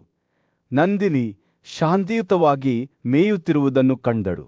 ಆಕೆಯ ಘನತೆ ಮತ್ತು ಶಕ್ತಿಯಿಂದ ಮಂತ್ರಮುಗ್ಧರಾದ ಆಕೆಯ ಹಸುವನ್ನು ತಮ್ಮ ಆಕಾಶಕ್ಕೆ ಮರಳಿ ತರಲು ತನ್ನ ಗಂಡನನ್ನು ಬೇಡಿಕೊಂಡಳು. ಇದರಿಂದ ಅವರ ಸ್ನೇಹಿತೆ ಜಿತಾವತಿ ಅದರಿಂದ ಕುಡಿಯಬಹುದು ಮತ್ತು ಶಾಶ್ವತವಾಗಿ ತಾರುಣ್ಯದಿಂದ ಉಳಿಯಬಹುದು. ತನ್ನ ಹೆಂಡತಿಯ ಮಾತುಗಳಿಂದ ಪ್ರಭಾವಿತನಾದ ದಿಯು ತನ್ನ ಸಹೋದರರ ಸಹಾಯದಿಂದ ನಂದಿನಿಯನ್ನು ಕದಿಯುತ್ತಾನೆ. ತನ್ನ ಪ್ರೀತಿಯ ಹಸು ಕಾಣೆಯಾಗಿರುವುದನ್ನು ಕಂಡು ಹಿಂದಿರುಗಿದ ಮೇಲೆ ಅಪವ ಕೋಪಗೊಂಡನು. ತನ್ನ ತಪಸ್ವಿಯ ದೃಷ್ಟಿಯಿಂದ ಕಳ್ಳತನವನ್ನು ನೋಡಿದನು ಮತ್ತು ವಾಸುಗಳನ್ನು ಶಪಿಸಿದನು. ಅವರು ಭೂಮಿಯ ಮೇಲೆ ಮನುಷ್ಯರಾಗಿ ಜನಿಸುತ್ತಾರೆ ಎಂದು ಘೋಷಿಸಿದನು. ತಮ್ಮ ಹಣೆಬರಹವನ್ನು ಅರಿತ ವಾಸುಗಳು ಅಪವನ ಕ್ಷಮೆಯನ್ನು ಪಡೆಯಲು ಆತುರಪಟ್ಟರು. ಆದಾಗ್ಯೂ ಬುದ್ಧಿವಂತ ಋಷಿಯು ತಾನು ಕೋಪದಿಂದ ಮಾತನಾಡಿದ್ದೇನೆ, ಆದರೆ ಇನ್ನೂ ತನ್ನ ಶಾಪವನ್ನು ಪೂರೈಸುವ ಉದ್ದೇಶವನ್ನು ಹೊಂದಿದ್ದೇನೆ ಎಂದು ಹೇಳಿ ಪಟ್ಟು ಹಿಡಿಯಲು ನಿರಾಕರಿಸಿದನು. ಅವರು ಜನಿಸಿದ 1 ವರ್ಷದೊಳಗೆ ಅವರು ತನ್ನ ಕೋಪದಿಂದ ಮುಕ್ತರಾಗುತ್ತಾರೆ ಎಂದು ಆತ ಅವರಿಗೆ ಹೇಳಿದನು. ಆದರೆ ಪಾಪವನ್ನು ಮಾಡಿದಾಗ್ಯೂ ಸ್ವಲ್ಪ ಸಮಯದವರೆಗೆ ಭೂಮಿಯ ಮೇಲೆ ವಾಸಿಸಬೇಕಾಗುತ್ತದೆ. ವಾಸುಗಳು ಹೊರಟು ಹೋದಾಗ ಅವರು ತನ್ನ ಪವಿತ್ರ ರೂಪದಲ್ಲಿ ವಾಸಿಸುತ್ತಿದ್ದ ಗಂಗಾದೇವಿಯ ಬಳಿಗೆ ಬಂದರು. ಅವರಿಗೆ ಒಂದು ವರವನ್ನು ನೀಡುವಂತೆ ಅವರು ಅವಳನ್ನು ಬೇಡಿಕೊಂಡರು. ಅವರು ಜನಿಸಿದ ತಕ್ಷಣ ಅವಳು ಅವರನ್ನು ನೀರಿನಲ್ಲಿ ಎಸೆಯಬೇಕು. ಹೀಗೆ ಅವರ ಐಹಿಕ ಜೀವನದಿಂದ ಅವರನ್ನು ಮುಕ್ತಗೊಳಿಸಬೇಕು. ಅವರ ಕೋರಿಕೆಯಿಂದ ಚಲಿಸಿದ ದೇವಿಯು ಒಪ್ಪಿಕೊಂಡಳು ಮತ್ತು ಮಗುವನ್ನು ತನ್ನ ಆರ್ದ ಪ್ರದೇಶಕ್ಕೆ ಕರೆದೊಯ್ದು ಕಣ್ಮರೆಯಾದರು. ಗಂಲಿಯ ಮತ್ತು ದೇವವ್ರತ ಎಂಬ ಮಗುವು ತನ್ನ ತಂದೆಯ ಎಲ್ಲಾ ಸಾಧನೆಗಳನ್ನು ಮೀರಿಸಿ ಭಾರತ ರಾಜವಂಶದ ಮಹಾನ್ ರಾಜನಾಗಲು ಬೆಳೆಯುತ್ತಿದ್ದನು. ಆದಾಗ್ಯೂ ಶಾಂತನುವಿನ ದುಃಖದ ಹೃದಯವು ಭಾರವಾಗಿತ್ತು, ಏಕೆಂದರೆ ಅವನು ತನ್ನ ಪ್ರೀತಿಯ ಹೆಂಡತಿಯನ್ನು ಕಳೆದುಕೊಂಡಿದ್ದನು ಮತ್ತು ಈಗ ಅವರ ಒಟ್ಟಿಗೆರಿದ್ದ ಸಮಯದ ನೆನಪುಗಳು ಮಾತ್ರ ಉಳಿದಿರುವ ವರ್ಷಗಳು ಕಳೆದಂತೆ. ಮಹಾಭಾರತದ ದಂತಕಥೆಯು ಹಿಂದೂ ಪುರಾಣಗಳಲ್ಲಿ ಅತ್ಯಂತ ಪೂಜ್ಯ ನಾಯಕರಲ್ಲಿ ಒಬ್ಬರಾದ ಪ್ರಸಿದ್ಧ ರಾಜ ಶಂತನು ಮತ್ತು ಅವನ ಮಗ ದೇವವ್ರತನ ಕಥೆಯನ್ನು ಹೇಳುತ್ತದೆ. ಬಹಳ ಹಿಂದೆಯೇ ಭಾರತ ದೇಶದಲ್ಲಿ ತನ್ನ ಬುದ್ಧಿವಂತಿಕೆ, ಸದ್ಗುಣಗಳು ಮತ್ತು ಸತ್ಯಕ್ಕಾಗಿ ಎಲ್ಲರೂ ಗೌರವಿಸುವ ಶಂತನು ಎಂಬ ರಾಜನಿದ್ದನು. ಅವನು ಒಬ್ಬ ನ್ಯಾಯಯುತ ಆಡಳಿತಗಾರನಾಗಿದ್ದನು. ತನ್ನ ಸ್ವಯಂ ನಿಯಂತ್ರಣ, ಉದಾರತೆ, ಕ್ಷಮೆ, ಬುದ್ಧಿವಂತಿಕೆ, ನಮ್ರತೆ, ತಾಳ್ಮೆ ಮತ್ತು ಉನ್ನತ ಶಕ್ತಿಗೆ ಹೆಸರುವಾಸಿಯಾಗಿದ್ದನು. ಅವನ ಕುತ್ತಿಗೆಯು ಶಂಖದ ಕವಚದಂತೆ 3 ಸಾಲುಗಳನ್ನು ಹೊಂದಿತ್ತು ಮತ್ತು ಅವನ ವಿಶಾಲವಾದ ಭುಜಗಳು ಕೋಪಗೊಂಡ ಆನೆಯನ್ನು ಹೋಲುತ್ತಿದ್ದವು. ರಾಜತ್ವದಾಗೆಲ್ಲ ಶುಭ ಚಿಹ್ನೆಗಳು ಅವನಲ್ಲಿ ವಾಸಿಸುತ್ತಿದ್ದವು. ಅವನನ್ನು ಸದ್ಗುಣದ ನಿಜವಾದ ಮೂರ್ತರೂಪವನ್ನಾಗಿ ಮಾಡಿದವು. ಅವನು ಕುರುಗಳ ಸಂತೋಷಕರ ರಾಜಧಾನಿಯಾದ ಹಸ್ತಿನಾಪುರವನ್ನು ಆಳುತ್ತಿದ್ದಾಗ ಅವನ ಬುದ್ಧಿವಂತ ನಾಯಕತ್ವದಲ್ಲಿ ಶಾಂತನುವಿನ ಜನರು ಏಳಿಗೆ ಹೊಂದಿದರು. ರಾಜನು ಸದ್ಗುಣ ಮತ್ತು ಉದಾರತೆಗೆ ಬದ್ಧನಾಗಿದ್ದನು ಮತ್ತು ಅವನ ಆಳ್ವಿಕೆಯು ಎಲ್ಲಾ ಜೀವಿಗಳ ನಡುವೆ ಶಾಂತಿ ಮತ್ತು ಸಾಮರಸ್ಯದಿಂದ ಗುರುತಿಸಲ್ಪಟ್ಟಿತು. ಯಾವುದೇ ಜಿಂಕೆ, ಹಂದಿ, ಪಕ್ಷಿಗಳು ಅಥವಾ ಇತರ ಪ್ರಾಣಿಗಳನ್ನು ಅವನ ಆಳ್ವಿಕೆಯಲ್ಲಿ ಅನಗತ್ಯವಾಗಿ ಕೊಲ್ಲಲಾಗಿಲ್ಲ. ಅಲ್ಲಿ ಕರುಣೆ ಮತ್ತು ಕರುಣೆ ಮೇಲುಗೈ ಸಾಧಿಸಿತು. ಒಂದು ದಿನ ಗಂಗಾ ನದಿಯ ದಡದಲ್ಲಿ ಜಿಂಕೆಯೊಂದನ್ನು ಬೆನ್ನಟ್ಟುತ್ತಿರುವಾಗ ನದಿಯು ಆಳವಿಲ್ಲದಂತಾಗಿರುವುದನ್ನು ಶಂತನು ಗಮನಿಸಿದನು. ಅವನು ಈ ವಿಚಿತ್ರ ವಿದ್ಯಮಾನದ ಬಗ್ಗೆ ಯೋಚಿಸಲು ಪ್ರಾರಂಭಿಸಿದನು. ನದಿಯ ಹಠಾತ್ ಬದಲಾವಣೆಗೆ ಕಾರಣವನ್ನು ಹುಡುಕಿದನು. ಅವನು ಯೋಚಿಸುತ್ತಿರುವಾಗ ತನ್ನ ಆಕಾಶದ ಆಯುಧದಿಂದ ನದಿಯ ಹರಿವನ್ನು ತಡೆದ ಮಹಾನ್ ಸುಂದರ, ಸುಸಂಸ್ಕೃತ ಮತ್ತು ಸ್ನೇಹಪರ ಯುವಕನನ್ನು ನೋಡಿದನು. ಶಾಂತನು ಈ ಅಸಾಧಾರಣ ಸಾಧನೆಯಿಂದ ಆಶ್ಚರ್ಯಚಕಿತನಾದನು. ಆದರೆ ಹತ್ತಿರದಿಂದ ನೋಡಿದಾಗ ಯುವಕನು ತನ್ನೊಂದಿಗೆ ವಿಚಿತ್ರವಾದ ಹೋಲಿಕೆಯನ್ನು ಹೊಂದಿದ್ದಾನೆ ಎಂದು ಅರಿತುಕೊಂಡನು. ಆದಾಗ್ಯೂ ಸಂತನು ತನ್ನ ಮಗ ದೇವವ್ರತನ ನೆನಪು ರುಸುಕಾಗಿತ್ತು. ಅವನು ಹುಟ್ಟಿದ ನಂತರ ಒಮ್ಮೆ ಮಾತ್ರ ನೋಡಿದನು ಮತ್ತು ಯುವಕನನ್ನು ಅವರ ಮುಂದೆ ಇಡಲು ಅವನಿಗೆ ಸಾಧ್ಯವಾಗಲಿಲ್ಲ. ಯುವಕನು ತನ್ನ ತಂದೆಯನ್ನು ಗುರುತಿಸಿದನು. ಗಾಳಿಯಲ್ಲಿ ಕಣ್ಮರೆಯಾದನು. ರಾಜನನ್ನು ಗೊಂದಲಕ್ಕೀಡು ಮಾಡಿದನು. ಶಂತನು ಗಂಗೆಯ ಕಡೆಗೆ ತಿರುಗಿ ಆ ಯವನವು ತನ್ನ ಗರ್ಭದಿಂದ ಹುಟ್ಟಿದ ತನ್ನ ಸ್ವಂತ ಮಗನಾದ ದೇವವ್ರತನೆಂದು ತಿಳಿಸಿದನು. ಅವಳು ಆಭರಣಗಳು ಮತ್ತು ಸೂಕ್ಷ್ಮವಾದ ನಿಲುವಂಗಿಗಳಿಂದ ಅಲಂಕರಿಸಲ್ಪಟ್ಟ ಮಗುವನ್ನು ಶಂತನುವಿಗೆ ತೋರಿಸಿದರು. ಆದರೆ ರಾಜನು ದೇವಿಯನ್ನು ಅವಳ ಹೊಸ ರೂಪದಲ್ಲಿ ಗುರುತಿಸಲು ವಿಫಲನಾದನು. ನಂತರ ಅವರ 8ನೇ ಮಗ ದೇವವ್ರತನು ಪ್ರಬಲ ಯೋಧನಾಗಿದ್ದನು. ಜ್ಞಾನದ ಎಲ್ಲಾ ಶಾಖೆಗಳಲ್ಲಿ ನುರಿತನು ಮತ್ತು ಉನ್ನತ ಬುದ್ಧಿವಂತಿಕೆಯಿಂದ ಸಜ್ಜುಗೊಂಡಿದ್ದನು ಎಂದು ಗಂಗಾ ಅವನಿಗೆ ಹೇಳಿದ ಶಾಂತನು ತನ್ನ ಮಗನನ್ನು ಹಸ್ತಿನಾಪುರಕ್ಕೆ ಮರಳಿ ಕರೆದೊಯ್ದನು. ಅಲ್ಲಿ ಅವನನ್ನು ಜನರು ಉತ್ತರಾಧಿಕಾರಿಯಾಗಿ ಸ್ವಾಗತಿಸಿದರು. ರಾಜಕುಮಾರನು ಶೀಘ್ರದಲ್ಲೇ ತನ್ನ ಆದರ್ಶಪ್ರಾಯ ನಡವಳಿಕೆಯಿಂದ ತನ್ನ ತಂದೆ ಮತ್ತು ಪೌರವರ ಹೃದಯಗಳನ್ನು ಗೆದ್ದುಕೊಂಡನು. ಶಾಂತನು ತನ್ನ ಮಗನೊಂದಿಗೆ ಸಂತೋಷದಿಂದ ವಾಸಿಸುತ್ತಿದ್ದನು. ಒಂದು ದಿನ ಪ್ರಬಲ ರಾಜನಾಗುವ ಯುವ ಯೋಧನ ಬಗ್ಗೆ ಹೆಮ್ಮೆ ಪಟ್ಟನು. ಆದಾಗ್ಯೂ ಅದೃಷ್ಟವು ಶಾಂತನುವಿಗಾಗಿ ಬೇರೆ ಯೋಜನೆಗಳನ್ನು ಹೊಂದಿತ್ತು. 4 ವರ್ಷಗಳು ಕಳೆದವು ಮತ್ತು ಯಮುನಾ ನದಿಯ ಉದ್ದಕ್ಕೂ ಕಾಡಿನ ಅನ್ವೇಷಣೆ ಮಾಡಲು ಅವನಿಗೆ ಅತೃಪ್ತಿಯ ಬಳಕೆ ಉಂಟಾಯಿತು. ಅವನು ಕಾಡಿನ ಮೂಲಕ ಅಲೆದಾಡುತ್ತಿರುವಾಗ ಹತ್ತಿರದ ದೋಣಿಯಿಂದ ಹೊರಹೊಮ್ಮುವ ಸಿಹಿ ಸುಗಂಧದ ಪರಿಮಳವನ್ನು ಅವನು ಕಂಡನು. ಕುತೂಹಲದಿಂದ ರಾಜನು ಆ ಸುಗಂಧವನ್ನು ಹಿಂಬಾಲಿಸಿದನು ಮತ್ತು ಮೀನುಗಾರನ ಮಗಳಾದ ಸುಂದರವಾದ ಕನ್ಯೆಯನ್ನು ಕಂಡುಹಿಡಿದನು. ನದಿಯಲ್ಲಿ ಪ್ರಯಾಣಿಕರನ್ನು ಓಡಿಸುತ್ತಿದ್ದರು. ಆಕೆಯ ದಿವ್ಯ ಸೌಂದರ್ಯದಿಂದ ಮಂತ್ರಮುಗ್ಧರಾದ ಸಂತರು. ಹಸ್ತಿನಾಪುರದ ಪ್ರಶಾಂತ ಪರಿಸರದಲ್ಲಿ ರಾಜ ಶಾಂತನು ಅಂತಿಮವಾಗಿ ಸತ್ಯವತಿಯಲ್ಲಿ ತನ್ನ ಪರಿಪೂರ್ಣ ಹೊಂದಾಣಿಕೆಯನ್ನು ಕಂಡುಕೊಂಡನು. ಈ ಒಕ್ಕೂಟವು 2 ಪುತ್ರರಿಂದ ಆಶೀರ್ವದಿಸಲ್ಪಟ್ಟಿತು. ಪ್ರತಿಯೊಬ್ಬರೂ ವಿಶಿಷ್ಟವಾದ ಹಣೆಬರಹದೊಂದಿಗೆ ಜನಿಸಿದರು. ಹಿರಿಯ ಮಗನಾದ ಚಿತ್ರಾಂಗದನು ಧೈರ್ಯ ಮತ್ತು ಶಕ್ತಿಯ ಪ್ರತಿರೂಪವಾಗಿದ್ದು, ಅವನನ್ನು ಶೀಘ್ರದಲ್ಲೇ ಪುರುಷರಲ್ಲಿ ಪ್ರಸಿದ್ಧ ವ್ಯಕ್ತಿಯಾಗಿ ಮಾಡುವ ಅಚಲ ಶಕ್ತಿಯನ್ನು ಹೊಂದಿದ್ದನು. ಅವನ ಕಿರಿಯ ಸಹೋದರ ವಿಚಿತ್ರವೀರ್ಯನು ಅಷ್ಟೇ ಪ್ರಭಾವಶಾಲಿಯಾಗಿದ್ದನು. ಬಿಲ್ಲುಗಾರನಾಗಿ ಗಮನಾರ್ಹ ಪರಾಕ್ರಮವನ್ನು ಪ್ರದರ್ಶಿಸಿದನು ಮತ್ತು ತನ್ನ ತಂದೆಯ ಹೆಮ್ಮೆಯನ್ನು ಗಳಿಸಿದನು. ತನ್ನ ಪುತ್ರರು ಬೆಳೆಯುತ್ತಿರುವುದನ್ನು ಶಾಂತನು ನೋಡುತ್ತಿದ್ದಂತೆ ತನ್ನ ಹೆಗಲ ಮೇಲೆ ಸಮಯದ ಭಾರವನ್ನು ಅನುಭವಿಸಲು ಅವನಿಗೆ ಸಾಧ್ಯವಾಗಲಿಲ್ಲ. ಅನಿವಾರ್ಯವಾದ ವರ್ಷಗಳು ಅದರ ಭಾರವನ್ನು ತೆಗೆದುಕೊಳ್ಳಲು ಪ್ರಾರಂಭಿಸಿದವು ಮತ್ತು ಶೀಘ್ರದಲ್ಲೇ ರಾಜನು ತನ್ನ ಸ್ವಂತ ಮರ್ತ್ಯ ಸುಳಿ ಹತ್ತಿರವಾಗುತ್ತಿದೆ ಎಂದು ಅರಿತುಕೊಂಡನು. ಭಾರವಾದ ಹೃದಯದಿಂದ ಶಾಂತನು ತನ್ನ 2 ಪುತ್ರರನ್ನು ಮತ್ತು ತಾನು ಪ್ರೀತಿಸಿದ ರಾಜ್ಯವನ್ನು ಬಿಟ್ಟು ದೇವರ ಸಾಮ್ರಾಜ್ಯಕ್ಕೆ ಏರಿದನು. ಶಾಂತನುವಿನ ಬುದ್ಧಿವಂತ ಮತ್ತು ಪರಾಕ್ರಮಶಾಲಿ ಮಗನಾದ ಭೀಷ್ಮನು ಅಧಿಕಾರದ ಸುಗಮ ವರ್ಗಾವಣೆಯನ್ನು ಖಚಿತಪಡಿಸಿಕೊಳ್ಳುವ ಜವಾಬ್ದಾರಿಯನ್ನು ತನ್ನ ಮೇಲೆ ತೆಗೆದುಕೊಂಡನು. ಅವನು ಚಿತ್ರಾಂಗದರನ್ನು ಸಿಂಹಾಸನದ ಮೇಲೆ ಇರಿಸಿದನು. ಕುರುಸರನ್ನು ಆಳುವ ಜವಾಬ್ದಾರಿಯನ್ನು ಅವನಿಗೆ ವಹಿಸಿದನು. ಯುವ ರಾಜಕುಮಾರನು ನಿರಾಶೆಗೊಳಿಸಲಿಲ್ಲ. ಅವನ ಶೌರ್ಯ ಮತ್ತು ಶಕ್ತಿ ಶೀಘ್ರದಲ್ಲೇ ಅವನನ್ನು ಗಣನೆಗೆ ತೆಗೆದುಕೊಳ್ಳುವ ಶಕ್ತಿಯನ್ನಾಗಿ ಮಾಡಿತು. ಅವನ ಪರಾಕ್ರಮವು ಎಷ್ಟು ಪ್ರಸಿದ್ಧವಾಗಿತ್ತೆಂದರೆ ಕುರು ರಾಜಕುಮಾರನ ಹೆಸರಿನ ಗಾಂಧರ್ವರ ಪ್ರಬಲ ರಾಜನೂ ಸಹ ಅವನನ್ನು ಎದುರಿಸಲು ಪ್ರಯತ್ನಿಸಿದನು. ಕುರುಕ್ಷೇತ್ರದಲ್ಲಿ ಸರಸ್ವತಿ ನದಿಯ ದಡದಲ್ಲಿ ಪೌರಾಣಿಕ ದ್ವಂದ್ವಯುದ್ಧಕ್ಕೆ ವೇದಿಕೆ ಸಿದ್ಧವಾಗಿತ್ತು.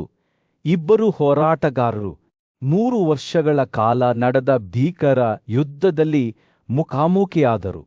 ಬಾಣಗಳ ಸಿಡಿಲು ಮತ್ತು ಯುದ್ಧದ ಕೂಗುಗಳಿಂದ ಗಾಳಿಯೂ ತುಂಬಿತ್ತು ಮತ್ತು 2 ಯೋಧರು ತಮ್ಮ ಎಲ್ಲಾ ಶಕ್ತಿಯಿಂದ ಹೋರಾಡಿದರು. ಕೊನೆಯಲ್ಲಿ ಗಾಂಧರ್ವನು ವಿಜಯಶಾಲಿಯಾಗಿ ಹೊರಹೊಮ್ಮಿದನು. ಅವನ ಶ್ರೇಷ್ಠ ಪರಾಕ್ರಮ ಅಥವಾ ಕುತಂತ್ರವು ಚಿತ್ರಾಂಗದನನ್ನು ಜಯಿಸಲು ತುಂಬಾ ಸಾಕಾಗಿತ್ತು. ಅವನ ಮಗನ ನಿಧನದ ಸುದ್ದಿ ಭೀಷ್ಮನಿಗೆ ತಲುಪುತ್ತಿದ್ದಂತೆ ಅವನು ಹುತಾತ್ಮ ಯೋಧನ ಬಗ್ಗೆ ಆಳವಾದ ದುಃಖ ಮತ್ತು ಗೌರವದಿಂದ ತುಂಬಿದನು. ಅವನು ಚಿತ್ರಾಂಗದನ ಅಂತಿಮ ವಿಧಿಗಳನ್ನು ನೆರವೇರಿಸಿದನು. ಅವನ ಆತ್ಮಕ್ಕೆ ಶಾಶ್ವತ ಶಾಂತಿ ದೊರೆಯುವಂತೆ ಮಾಡಿದನು. ಹಿರಿಯ ಮಗನು ಹೋದ ನಂತರ ಭೀಷ್ಮನು ತನ್ನ ಗಮನವನ್ನು ಇನ್ನೂ ಅಲ್ಪಸಂಖ್ಯಾತನಾಗಿದ್ದ ವಿಚಿತ್ರವೀರ್ಯನತ್ತ ತಿರುಗಿಸಿದನು. ಬುದ್ಧಿವಂತ ಚಿಕ್ಕಪ್ಪ ಯುವ ರಾಜಕುಮಾರನ ಆಜ್ಞೆಯಡಿಯಲ್ಲಿ ತನ್ನನ್ನು ತಾನು ಇರಿಸಿಕೊಂಡನು.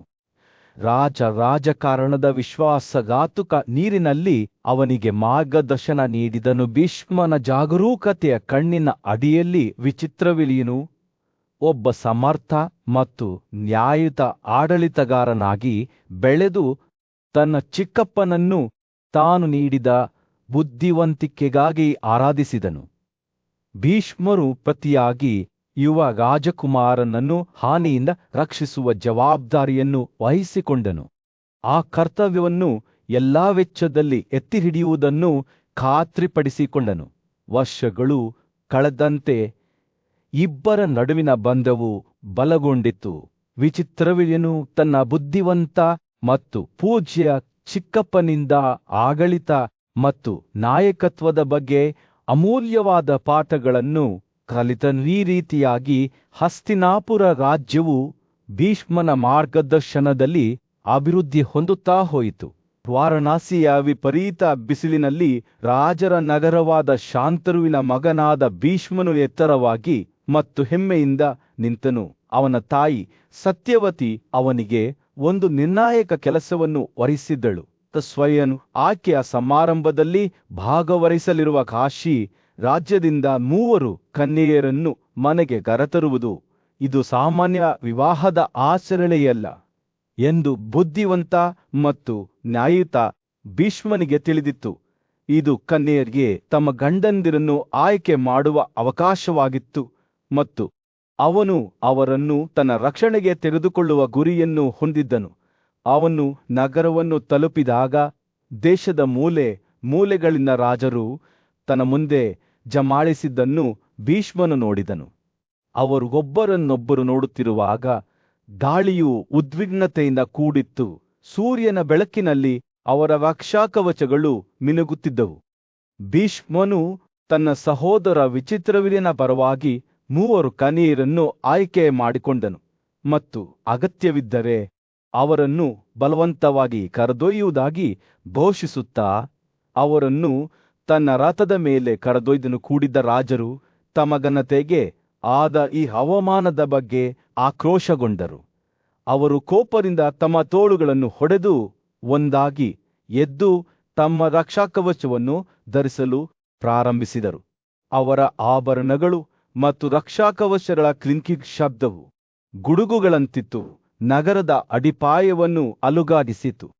ಅನೇಕ ವೈರಿಗಳನ್ನು ಎದುರಿಸುವ ನಿರೀಕ್ಷೆಯಿಂದ ಹಿಂಜರಿಯದ ಭೀಷ್ಮನು ಅವರಿಗೆ ಯುದ್ಧಕ್ಕೆ ಸವಾಲು ಹಾಕಿದನು. ನಂತರ ನಡೆದ ಹೋರಾಟವು ತೀವ್ರ ಮತ್ತು ನಿರಂತರವಾಗಿತ್ತು.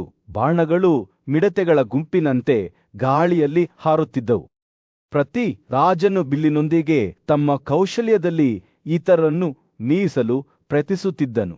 ಆದಾಗ್ಯೂ ಭೀಷ್ಮನು ಗಣನೆಗೆ ತೆಗೆದುಕೊಳ್ಳಬೇಕಾದ ಶಕ್ತಿಯೆಂದು ಸಾಬೀತಾಯಿತು. ಅವನ ಬಾಣಗಳು ವೇಗವಾಗಿ ಮತ್ತು ನಿಜವಾಗಿ ಹಾರುತ್ತಿದ್ದವು. ಪ್ರತಿ ರಾಜನನ್ನೂ ನಿಖರವಾಗಿ ಶುಚ್ಚಿದವು. ಯುದ್ಧವು ಶಾಶ್ವತವಾಗಿ ಕಾಣುತ್ತಿತ್ತು. 2 ಕಡೆಯವರು ಕಾಲು ಬಿಟ್ಟುಕೊಡಲಿಲ್ಲ. ಹೋರಾಟವು ತನ್ನ ಪರಾಕಾಷ್ಠೆಯನ್ನು ತಲುಪುತ್ತಿದ್ದಂತೆ ದೇವರುಗಳು ಸ್ವತಃ ಭಯದಿಂದ ನೋಡುತ್ತಿರಬಹುದು. ಭೀಷ್ಮನ ಪರಾಕ್ರಮವು ಸಾಟಿಯಿಲ್ಲದಂತಿತ್ತು ಮತ್ತು ಅವನು ಎಡ ಮತ್ತು ಬಲರಾಜರನ್ನು ಕತ್ತರಿಸಿದ. ಅವರ ರಕ್ಷಾಕವಚ ಮತ್ತು ತಲೆಗಳು ಚಂಡಮಾರುತದ ಮೊದಲು ಶರಕಾಲದ ಎಲೆಗಳಂತೆ ಚದುರಿದವು. ಆದರೂ ತನ್ನ ಶೌರ್ಯದ ಪ್ರಯತ್ನಗಳ ಹೊರತಾಗಿಯೂ ತಾನು ಏಕಕಾಲದಲ್ಲಿ ಅವರೆಲ್ಲರನ್ನೂ ಸೋಲಿಸಲು ಸಾಧ್ಯವಿಲ್ಲ ಎಂದು ಭೀಷ್ಮನಿಗೆ ತಿಳಿದಿತ್ತು. ಆಗ ಮದ್ದದ ಪರಾಕ್ರಮಶಾಲಿ ಯೋಧನಾದ ರಾಜ ಸಾಲ್ಯನು ಸ್ಥಳಕ್ಕೆ ಬಂದನು. ತನ್ನ ಸ್ವಂತ ಶೌರ್ಯದಿಂದ ಕರೆಯಲ್ಪಟ್ಟ ಸಾಲ್ಯನು ಭೀಷ್ಮನನ್ನು ಕೆಳಗಿಳಿಸಲು ನಿರ್ಧರಿಸಿದ ಉಗ್ರಗೂಳಿಯಂತೆ ಅವನ ಕಡೆಗೆ ಧಾವಿಸಿದನು. ಇಬ್ಬರು ಯೋಧರು ಶಕ್ತಿ ಮತ್ತು ಕೌಶಲ್ಯದ ಅದ್ಭುತ ಪ್ರದರ್ಶನದಲ್ಲಿ ಘರ್ಷಣೆ ಮಾಡಿದರು. ಬಾಣದ ನಂತರ ಬಾಣವನ್ನು ಹಾರಿಸುವಾಗ ಅವರ ಬಿಲ್ಲುಗಳು ಹಾಡುತ್ತಿದ್ದವು. ಭೀಷ್ಮ ಮತ್ತು ಸಾಲ್ಯನ ನಡುವಿನ ಯುದ್ಧವು ನೋಡುವುದಕ್ಕೆ ಒಂದು ದೃಶ್ಯವಾಗಿತ್ತು. ಪ್ರತಿಯೊಬ್ಬ ಯೋಧನು ತನ್ನ ಪರಾಕ್ರಮದಲ್ಲಿ ಇನ್ನೊಬ್ಬನನ್ನು ಮೀರಿಸಲು ಪ್ರಯತ್ನಿಸುತ್ತಿದ್ದನು. ಆದರೆ ಕೊನೆಯಲ್ಲಿ ಭೀಷ್ಮನ ಸಾಟಿಯಿಲ್ಲದ ಕೌಶಲ್ಯವು ಆ ದಿನವನ್ನು ಗೆದ್ದಿತು. ತನ್ನ ವಿಶ್ವಾಸಾರ್ಹ ವರುಣ ಬಿಲ್ಲಿನಿಂದ ಅವನು ಸಾಲಿಯನ ಕುದುರೆಗಳನ್ನು ಮತ್ತು ಸಾರಥಿಯನ್ನು ಕೊಂದು ರಾಜನು ತನ್ನ ಪ್ರಾಣದೊಂದಿಗೆ ಹಿಮ್ಮೆಟ್ಟಿದನು. ಕೊನೆಯಲ್ಲಿ ಸ್ವಯಂ ಆಯ್ಕೆಯ ಸಮಾರಂಭದೊಂದಿಗೆ ಭೀಷ್ಮನು ರಾಜ್ಯದ ರಾಜಧಾನಿಯಾದ ಹಸ್ತಿನಾಪುರಕ್ಕೆ ಹಿಂದಿರುಗಿದನು. ತನ್ನ ಮಗನ ಅಕಾಲಿಕ ಮರಣದ ನಂತರ ಸತ್ಯವತಿ ದುಃಖದಲ್ಲಿ ಮುಳುಗಿ ಹೋದರು. ತನ್ನ ಸೊಸೆಯರನ್ನು ಮತ್ತು ತನ್ನ ಪಕ್ಕದಲ್ಲಿ ಬಂಡೆಯಂತೆ ನಿಂತಿರುವ ಭೀಷ್ಮನನ್ನು ಸಾಂತ್ವನ ಮಾಡಲು ತಾನು ಮಾಡಬಹುದಾದ ಎಲ್ಲವನ್ನೂ ಮಾಡಿದ್ದಳು. ಆದರೆ ಅವಳು ಅವನ ಕಡೆಗೆ ತಿರುಗಿದಾಗ ಕಣ್ಣೀರಿನಿಂದ ತುಂಬಿದ ಅವಳ ಕಣ್ಣುಗಳು ಅವರ ಕುಟುಂಬದ ಭವಿಷ್ಯದ ಕೀಲಿಯನ್ನು ಅವನು ಹೊಂದಿದ್ದಾನೆ ಎಂದು ಅವಳಿಗೆ ತಿಳಿದಿತ್ತು. ಭೀಷ್ಮ ಅವಳು ನಡುಗಿದ ಧ್ವನಿಯಲ್ಲಿ ಹೇಳಿದಳು, ನನ್ನ ಮಗನ ಅಂತ್ಯಕ್ರಿಯೆಯ ವಿಧಿವಿಧಾನಗಳು ನೆರವೇರಿವೆ. ನಮ್ಮ ಮಾರ್ಗವು ಈಗ ನಿನ್ನ ಮೇಲೆ ಅವಲಂಬಿತವಾಗಿದೆ. ನಮ್ಮ ಕುಟುಂಬಕ್ಕೆ ಶಾಂತನುವಿನ ಪರಂಪರೆಯನ್ನು ಶಾಶ್ವತಗೊಳಿಸಲು ನೀನೇ ಕೊನೆಯ ಭರವಸೆ. ಮುಂದುವರಿಯುವ ಮೊದಲು ತನ್ನ ಆಲೋಚನೆಗಳನ್ನು ಸಂಕೈಸುತ್ತಾ ಅವಳು ವಿರಾಮಗೊಳಿಸಿದಳು. ಒಬ್ಬ ಸದ್ಗುಣಶೀಲ ವ್ಯಕ್ತಿಯಾಗಿ ನೀವು ಸದ್ಗುಣದ ಮಾರ್ಗಗಳನ್ನು ಮತ್ತು ಕರ್ತವ್ಯದ ಆಜ್ಞೆಗಳನ್ನು ತಿಳಿದಿರುತ್ತೀರಿ. ನೀವು ವೇದಗಳನ್ನು ಮತ್ತು ನಮ್ಮ ಜನರ ಪದ್ಧತಿಗಳನ್ನು ಅರ್ಥಮಾಡಿಕೊಳ್ಳುವಲ್ಲಿ ನೀವು ಶುಕ್ರ ಮತ್ತು ಅಂಗಿರರಿಗೆ ಸಮಾನರಾಗಿದ್ದೀರಿ. ಸತ್ಯವತಿಯ ಮಾತುಗಳು ಹತಾಶೆಯಿಂದ ತುಂಬಿದ್ದವು. ಆದರೆ ಭೀಷ್ಮನು ಗಮನವಿಟ್ಟು ಆಲಿಸಿದನು. ಅವನ ಅಭಿವ್ಯಕ್ತಿ ಅಚಲವಾಗಿತ್ತು. ಅವಳು ತನ್ನ ಬ್ರಹ್ಮಚರ್ಯದ ಪ್ರತಿಜ್ಞೆಯನ್ನು ಬದಿಗಿಟ್ಟು ಹೆಂಡತಿಯನ್ನು ತೆಗೆದುಕೊಳ್ಳಲು ಮತ್ತು ಅವರ ಕುಟುಂಬದ ರೇಖೆಯನ್ನು ಮುಂದುವರಿಸಲು ಮಕ್ಕಳನ್ನು ಉತ್ಪಾದಿಸಲು ಕೇಳುತ್ತಿದ್ದಾಳೆ ಎಂದು ಅವನಿಗೆ ತಿಳಿದಿತ್ತು. ಆದರೆ ಅವನಿಗೆ ಅವಳ ಮಾತುಗಳ ಭಾರವೂ ತಿಳಿದಿತ್ತು, ಏಕೆಂದರೆ ಒಬ್ಬರ ಪೂರ್ವಜರ ಬಗೆಗಿನ ಕರ್ತವ್ಯಗಳನ್ನು ಪೂರೈಸುವ ಮಹತ್ವವನ್ನು ಅವನು ಅರ್ಥ ಮಾಡಿಕೊಂಡರು. ನೀವು ನನ್ನನ್ನು ಏನು ಮಾಡಲು ಕೇಳುತ್ತಿದ್ದೀರಿ ಎಂದು ನನಗೆ ತಿಳಿದಿದೆ. ಭೀಷ್ಮನು ತನ್ನ ಗಟ್ಟಿಯಾದ ಆದರೆ ಸೌಮ್ಯವಾದ ಧ್ವನಿಯಲ್ಲಿ ಹೇಳಿದನು, ಆದರೆ ನನ್ನ ಪ್ರತಿಜ್ಞೆಯು ನಾನು ಸುಲಭವಾಗಿ ಬದಿಗೆರಿಸಬಹುದಾದ ವಿಷಯವಲ್ಲ ಎಂದು ನಾನು ನಿಮಗೆ ನೆನಪಿಸಬೇಕು. ನಾನು ಎಲ್ಲಕ್ಕಿಂತ ಹೆಚ್ಚಾಗಿ ಸತ್ಯ ಮತ್ತು ಸದ್ಗುಣಕ್ಕೆ ಪ್ರತಿಜ್ಞೆ ಮಾಡಿದ್ದೇನೆ. ಅವನು ತನ್ನ ಕಣ್ಣುಗಳಲ್ಲಿ ಆಳವಾದ ದುಃಖದಿಂದ ಸತ್ಯವತಿಯನ್ನು ನೋಡುತ್ತಾ ವಿರಾಮಗೊಳಿಸಿದನು.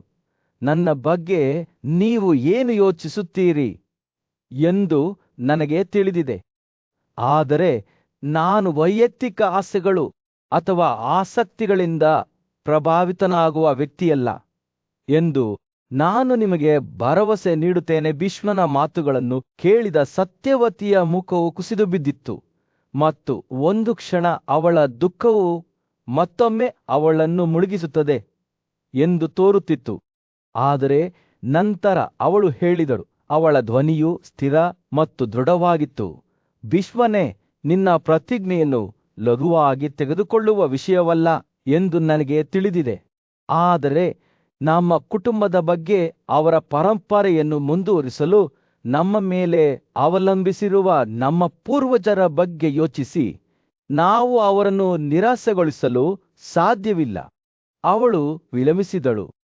ಅವಳ ಕಣ್ಣುಗಳು ಭೀಷ್ಮನ ಮೇಲೆ ಮುಚ್ಚಿದ್ದವು.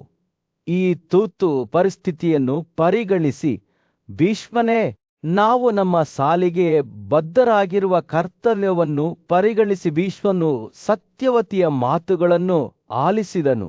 ಅವನ ಅಭಿವ್ಯಕ್ತಿ ಓದಲು ಅಸಾಧ್ಯವಾಗಿತ್ತು. ಅವಳು ಸರಿ ಎಂದು ಅವನಿಗೆ ತಿಳಿದಿತ್ತು. ಅವರ ಕುಟುಂಬದ ಭವಿಷ್ಯವು ಅವನು ಹೆಂಡತಿಯನ್ನು ತೆಗೆದುಕೊಳ್ಳುವುದರ ಮೇಲೆ ಮತ್ತು ಮಕ್ಕಳನ್ನು ಉತ್ಪಾದಿಸುವುದರ ಮೇಲೆ ಅವಲಂಬಿತವಾಗಿದೆ ಎಂದು ಅವನಿಗೆ ತಿಳಿದಿತ್ತು. ಆದರೆ ಅವನು ತನ್ನ ಬ್ರಹ್ಮಚರ್ಯದ ಪ್ರತಿಜ್ಞೆಯನ್ನು ದ್ರೋಹ ಮಾಡಲು ಸಾಧ್ಯವಿಲ್ಲ ಎಂದು ಅವನಿಗೆ ತಿಳಿದಿತ್ತು. ಅದು ಸರಿಯಾದ ಕೆಲಸವೆಂದು ಎಷ್ಟೇ ತೋರುತ್ತದೆಯಾದರೂ ತುರ್ತು ಪರಿಸ್ಥಿತಿಯ ಸಮಯದಲ್ಲಿ ನಮ್ಮ ಕ್ಷತ್ರಿಯ ಸಂಪ್ರದಾಯವು ಏನನ್ನು ಬಳಸುತ್ತದೆ ಎಂಬುದನ್ನು ನಾನು ನಿಮಗೆ ಹೇಳುತ್ತೇನೆ ಎಂದು ಅಂತಿಮವಾಗಿ ತನ್ನ ಗಟ್ಟಿಯಾದ ಆದರೆ ಅಳತೆಯ ಧ್ವನಿಯಲ್ಲಿ ಭೀಷ್ಮನು ಹೇಳಿದನು. ನಾವು ವಿದ್ವಾಂಸರೊಂದಿಗೆ ಮತ್ತು ಸಂಕಷ್ಟದ ಸಮಯದಲ್ಲಿ ಅನುಮತಿಸಬಹುದಾದ ಆಚರಣೆಗಳ ಬಗ್ಗೆ ತಿಳಿದಿರುವವರೊಂದಿಗೆ ಸಮಾಲೋಚಿಸಬೇಕು. ನಮ್ಮ ಕುಟುಂಬಕ್ಕೆ ಯಾವುದು ಅತ್ಯುತ್ತಮವಾದುದೆಂಬುದನ್ನು ನಾವು ಪರಿಗಣಿಸಬೇಕು.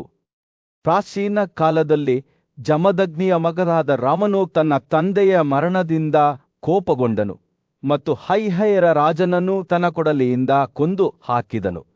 ನಂತರ ಅವನು ತನ್ನ ಬಲವಾದ ಬಿಲ್ಲು ಮತ್ತು ವೇಗವಾದ ಬಾಣಗಳನ್ನು ಬಳಸಿ ಕ್ಷತ್ರಿಯ ಬುಡಕಟ್ಟನ್ನು 21 ಬಾರಿ ನಾಶ ಮಾಡಲು ಜಗತ್ತನ್ನು ವಶಪಡಿಸಿಕೊಳ್ಳಲು ಹೊರಟನು. ರಾಮನ ಕ್ರಿಯೆಗಳ ಪರಿಣಾಮವಾಗಿ ಭೂಮಿಯು ಕ್ಷತ್ರಿಯರಿಲ್ಲದೆ ಉಳಿಯಿತು ಮತ್ತು ಬ್ರಾಹ್ಮಣರು ಕ್ಷತ್ರಿಯ ಮಹಿಳೆಯರ ಮಕ್ಕಳನ್ನು ಬೆಳೆಸುವ ಪಾತ್ರವನ್ನು ವಹಿಸಿಕೊಂಡರು.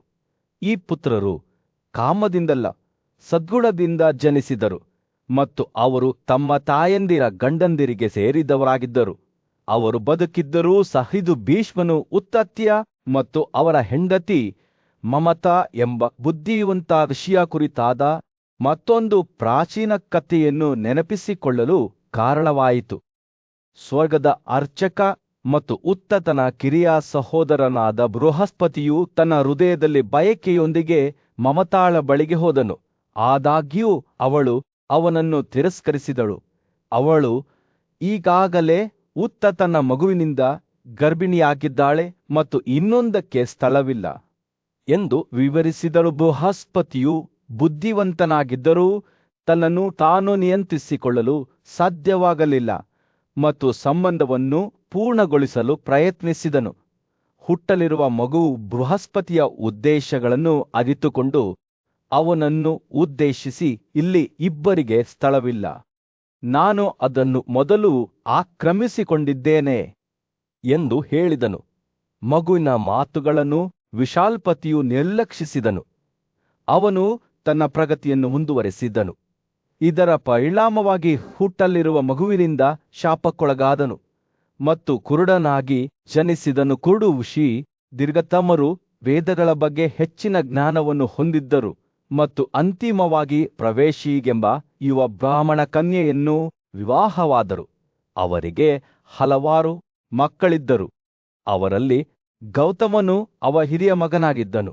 ಆದಾಗ್ಯೂ ಈ ಮಕ್ಕಳು ದುರಾಶೆ ಮತ್ತು ಮೂರ್ಖತನದಿಂದ ಬಳಲುತ್ತಿದ್ದರು. ತನ್ನ ಸ್ವಂತ ಉಲ್ಲಂಘನೆಗಳ ಅರಿವು ಹೊಂದಿದ್ದ ದೀರ್ಘತಮರು ಸುರಭಿಯ ಮಗನಿಂದ ಅವರ ಆ ದೇಶದ ಆಚರಣೆಗಳನ್ನು ಕಲಿತರು ಮತ್ತು ಅವುಗಳನ್ನು ಗೌರವದಿಂದ ಅನುಸರಿಸಲು ಪ್ರಾರಂಭಿಸಿದರು. ಆದಾಗ್ಯೂ ಈ ಬದಲಾವಣೆಯನ್ನು ಇತರ ಮುನಿಗಳು ಚೆನ್ನಾಗಿ ಸ್ವೀಕರಿಸಲಿಲ್ಲ. ಅವರು ಅವನನ್ನು ಪಾಪಿಯಾಗಿ ನೋಡಿದರು. ಅವರು ಅವನನ್ನು ತಿರಸ್ಕರಿಸಿದರು ಮತ್ತು ಅವನ ಹೆಂಡತಿ ಪ್ರದ್ವೇಷಿ ಕೂಡ ಅವನ ಬಗ್ಗೆ ಅಸಮಾಧಾನಗೊಂಡರು. ಕೋಪದಿಂದ ತುಂಬಿದ ಕುರುಡ ಋಷಿಯು ತನ್ನ ಹೆಂಡತಿ ಮತ್ತು ಮಕ್ಕಳಿಗೆ, ನನ್ನನ್ನು ಕ್ಷತ್ರಿಯರ ಬಳಿಗೆ ಕರೆದೊಯ್ಯಿ, ಆಗ ನೀನು ಶ್ರೀಮಂತನಾಗುವೆ ಎಂದು ಹೇಳಿದನು. ಆದರೆ ಆಕೆ ನಿಜವಾದ ಸಂತೋಷವನ್ನು ಬಯಸುತ್ತಾಳೆ, ತನ್ನ ಗಂಡನ ಕ್ರಿಯೆಗಳಿಂದ ಗಳಿಸಿದ ಸಂಪತ್ತನ್ನು ಅಲ್ಲ ಎಂದು ಪ್ರವೇಶಿ ಉತ್ತರಿಸಿದನು.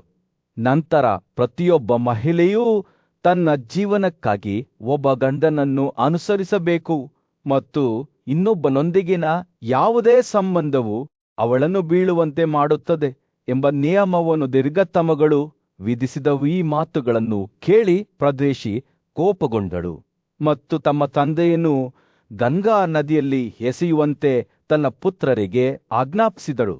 ದುಷ್ಟ ಗೌತಮ ಮತ್ತು ಅವರ ಸಹೋದರರು ದೀರ್ಘತಮಗಳನ್ನು ತೆಪ್ಪಕ್ಕೆ ಕಟ್ಟಿ ನದಿಯ ಕರುಣೆಗೆ ಒಪ್ಪಿಸಿದರು. ಕುರುಡನಾದ ಋಷಿಯು ನದಿಯ ಉದ್ದಕ್ಕೂ ಚಲಿಸುತ್ತಿದ್ದಂತೆ ಅವನು ರಾಜ್ಯವನ್ನು ತಲುಪುವವರೆಗೂ ಅನೇಕ ಪ್ರದೇಶಗಳ ಮೂಲಕ ಹಾದುಹೋದನು. ಸೂರ್ಯನು ಹಸ್ತಿನಾಪುರ ರಾಜ್ಯದ ಮೇಲೆ ಮುಳುಗುತ್ತಿದ್ದನು.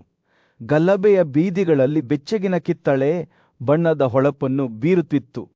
ಈ ಶಾಂತಿಯ ನಡುವೆ ರಾಜ ಶಾಂತನುವಿನ ಪ್ರಬಲ ಯೋಧ ಮತ್ತು ಸಲಹೆಗಾರನಾದ ಭೀಷ್ಮನು ತನ್ನ ತಾಯಿ ಸತ್ಯವತಿಯೊಂದಿಗೆ ತನ್ನ ಕೋಣೆಗಳಲ್ಲಿ ಕುಳಿತರು. ಸಂಭಾಷಣೆಯು ಉತ್ತರಾಧಿಕಾರಿಯನ್ನು ಉತ್ಪಾದಿಸಲು ರಾಜನ ಅಸಮರ್ಥತೆಯಿಂದಾಗಿ ಅಳಿವಿನಂಚಿನಲ್ಲಿರುವ ಭರತ ರಾಜವಂಶದ ಭವಿಷ್ಯದ ಕಡೆಗೆ ತಿರುಗಿತು. ಭೀಷ್ಮನು ತೀವ್ರ ಕಳವಳದಿಂದ ಹೇಳಿದನು, ಅಮ್ಮನೇ, ನನ್ನ ಮಾತನ್ನು ಕೇಳು.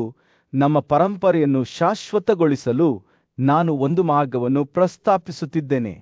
ನಿನ್ನ ಮಗ ವಿಚಿತ್ರವೀರ್ಯನ ಪತ್ನಿಯರ ಮೇಲೆ ಮಕ್ಕಳನ್ನು ಹೊಂದಲು ನಾವು ಒಬ್ಬ ವಿದ್ವಾಂಸರಾದ ಬ್ರಾಹ್ಮಣನನ್ನು ಆಹ್ವಾನಿಸಬೇಕು.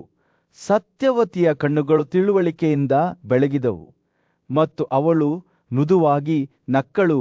ಅವಳ ಧ್ವನಿಯು ಸ್ವಲ್ಪ ನಡುಗುತ್ತಿತ್ತು. ನನ್ನ ತಂದೆ ಸದ್ಗುಣಶೀಲ ವ್ಯಕ್ತಿಯಾಗಿದ್ದರು. ಅವಳು ಪ್ರಾರಂಭಿಸಿದಳು ಮತ್ತು ಅವರು ದೋಣಿಯನ್ನು ಇಟ್ಟುಕೊಂಡಿದ್ದರು. ಒಂದು ದಿನ ನಾನು ಆ ದೋಣಿಯನ್ನು ಓಡಿಸಲು ಹೋದೆ ಮತ್ತು ಅದು ಹೀಗೆ ಸಂಭವಿಸಿತು. ಮಹಾನ್ ಋಷಿ ಪರಾಶರರು ಅದರಲ್ಲಿ ಬಂದರು. ಅವರು ಬಯಕೆಯಿಂದ ಉತ್ಸುಕರಾದರು ಮತ್ತು ನನ್ನನ್ನು ಮೃದುವಾದ ಮಾತುಗಳಲ್ಲಿ ಸಂಬೋಧಿಸಿದರು. ನನ್ನ ತಂದೆಯ ಶಾಪಕ್ಕೆ ಹೆದರಿ ನಾನು ಅಂತಿಮವಾಗಿ ಅವರ ಕೋರಿಕೆಗೆ ಒಪ್ಪಿಕೊಂಡೆ. ಸತ್ಯವತಿಯ ಧ್ವನಿಯು ಪಿಸುಗುಟ್ಟಿದಂತೆ ಕುಸಿಯಿತು. ಅವಳು ಮುಂದುವರಿಸಿದಳು, ಆದರೆ ಇದಕ್ಕೂ ಮೊದಲು ನನ್ನ ದೇಹದಲ್ಲಿ ದನಿ ಹುಟ್ಟಿಸುವ ಮೀನಿನ ವಾಸನೆ ಇತ್ತು. ಋಷಿ ಪರಾಶರನು ಅದನ್ನು ಹೊರಹಾಕಿದನು ಮತ್ತು ನನ್ನ ಪ್ರಸ್ತುತ ಪರಿಮಳವನ್ನು ನನಗೆ ನೀಡಿದನು. ಆ ಮುಖಾಮುಖಿಯಿಂದ ಹುಟ್ಟಿದ ತನ್ನ ಮಗ ವ್ಯಾಸನ ಬಗ್ಗೆ ಮಾತನಾಡುವಾಗ ಸತ್ಯವತಿಯ ಕಣ್ಣುಗಳು ಕಣ್ಣೀರಿನಿಂದ ಹೊಳೆಯುತ್ತಿದ್ದರು. ಅವನು ದೊಡ್ಡ ತಪಸ್ವಿ, ಶಕ್ತಿಗಳನ್ನು ಹೊಂದಿದ್ದ ಮಹಾನ್ ಋಷಿ. ಅವನನ್ನು ದ್ವೈಪಾಯನ ಎಂದು ಕರೆಯಲಾಗುತ್ತದೆ. ಅವನು ವೇದಗಳನ್ನು 4 ಭಾಗಗಳಾಗಿ ವಿಂಗಡಿಸಿದ್ದಾನೆ ಮತ್ತು ಅವನನ್ನು ವ್ಯಾಸ ವಿಭಾಜಕ ಅಥವಾ ವ್ಯವಸ್ಥಾಪಕ ಎಂದು ಕರೆಯಲಾಗುತ್ತದೆ. ಸತ್ಯವತಿಯು ತನ್ನ ಮಗನನ್ನು ಹಸ್ತಿನಾಪುರಕ್ಕೆ ಕರೆಸಿಕೊಳ್ಳಬೇಕೆಂದು ಪ್ರಸ್ತಾಪಿಸಿದಾಗ ಭೀಷ್ಮನ ಕಣ್ಣುಗಳು ತಿಳುವಳಿಕೆಯಿಂದ ವಿಶಾಲವಾದವು. ಮಹಾನ್ ಋಷಿ ಅವರ ಮುಂದೆ ಕಾಣಿಸಿಕೊಂಡರು. ಅವರ ಕಪ್ಪು ಬಣ್ಣವು ಅವರ ತಪಸ್ವಿ ಶಕ್ತಿಗೆ ಸಾಕ್ಷಿಯಾಗಿದೆ. ಅವರು ತಮ್ಮ ತಾಯಿಗೆ ತಲೆಬಾಗಿದರು ಮತ್ತು ಅವರ ಕುಟುಂಬದ ಅರ್ಚಕರಿಂದ ಪೂಜೆಯ ಅರ್ಪಣೆಗಳನ್ನು ಸ್ವೀಕರಿಸಿದರು. ಸತ್ಯವತಿ ನಂತರ ಅವರನ್ನು ಉದ್ದೇಶಿಸಿ, ಓ ವಿದ್ವಾಂಸರೇ, ಮಕ್ಕಳು ತಂದೆ ಮತ್ತು ತಾಯಿ ಎರಡರಿಂದಲೂ ಹುಟ್ಟುತ್ತಾರೆ. ಆದ್ದರಿಂದ ಅವರು ತಂದೆ ತಾಯಿ ಇಬ್ಬರ ಸಾಮಾನ್ಯ ಆಸ್ತಿಯಾಗಿದ್ದಾರೆ. ಸತ್ಯವತಿಯು ತನ್ನ ಯೋಜನೆಯನ್ನು ವಿವರಿಸುತ್ತಿದ್ದಂತೆ ವ್ಯಾಸನು ಗಮನವಿಟ್ಟು ಆಲಿಸಿದನು. ವಿಚಿತ್ರವೀರ್ಯದ ಪತ್ನಿಯರ ವಂಶಾವಳಿಯ ಮುಂದುವರಿಕೆಯನ್ನು ಖಾತ್ರಿಪಡಿಸುವ ಮೂಲಕ ಆತನಿಗೆ ಅವರ ಪತಿಯ ಮೇಲೆ ಮಕ್ಕಳಾಗಬೇಕೆಂದು ಆಕೆ ಪ್ರಸ್ತಾಪಿಸಿದಳು. ಸದ್ಗುಣ ಮತ್ತು ಕರ್ತವ್ಯದ ಬಗೆಗಿನ ಭಕ್ತಿಯಿಂದ ಆತನ ಕಣ್ಣುಗಳು ಹೊಳೆಯುತ್ತಿದ್ದವು ಎಂದು ಋಷಿ ಒಪ್ಪಿಕೊಂಡರು.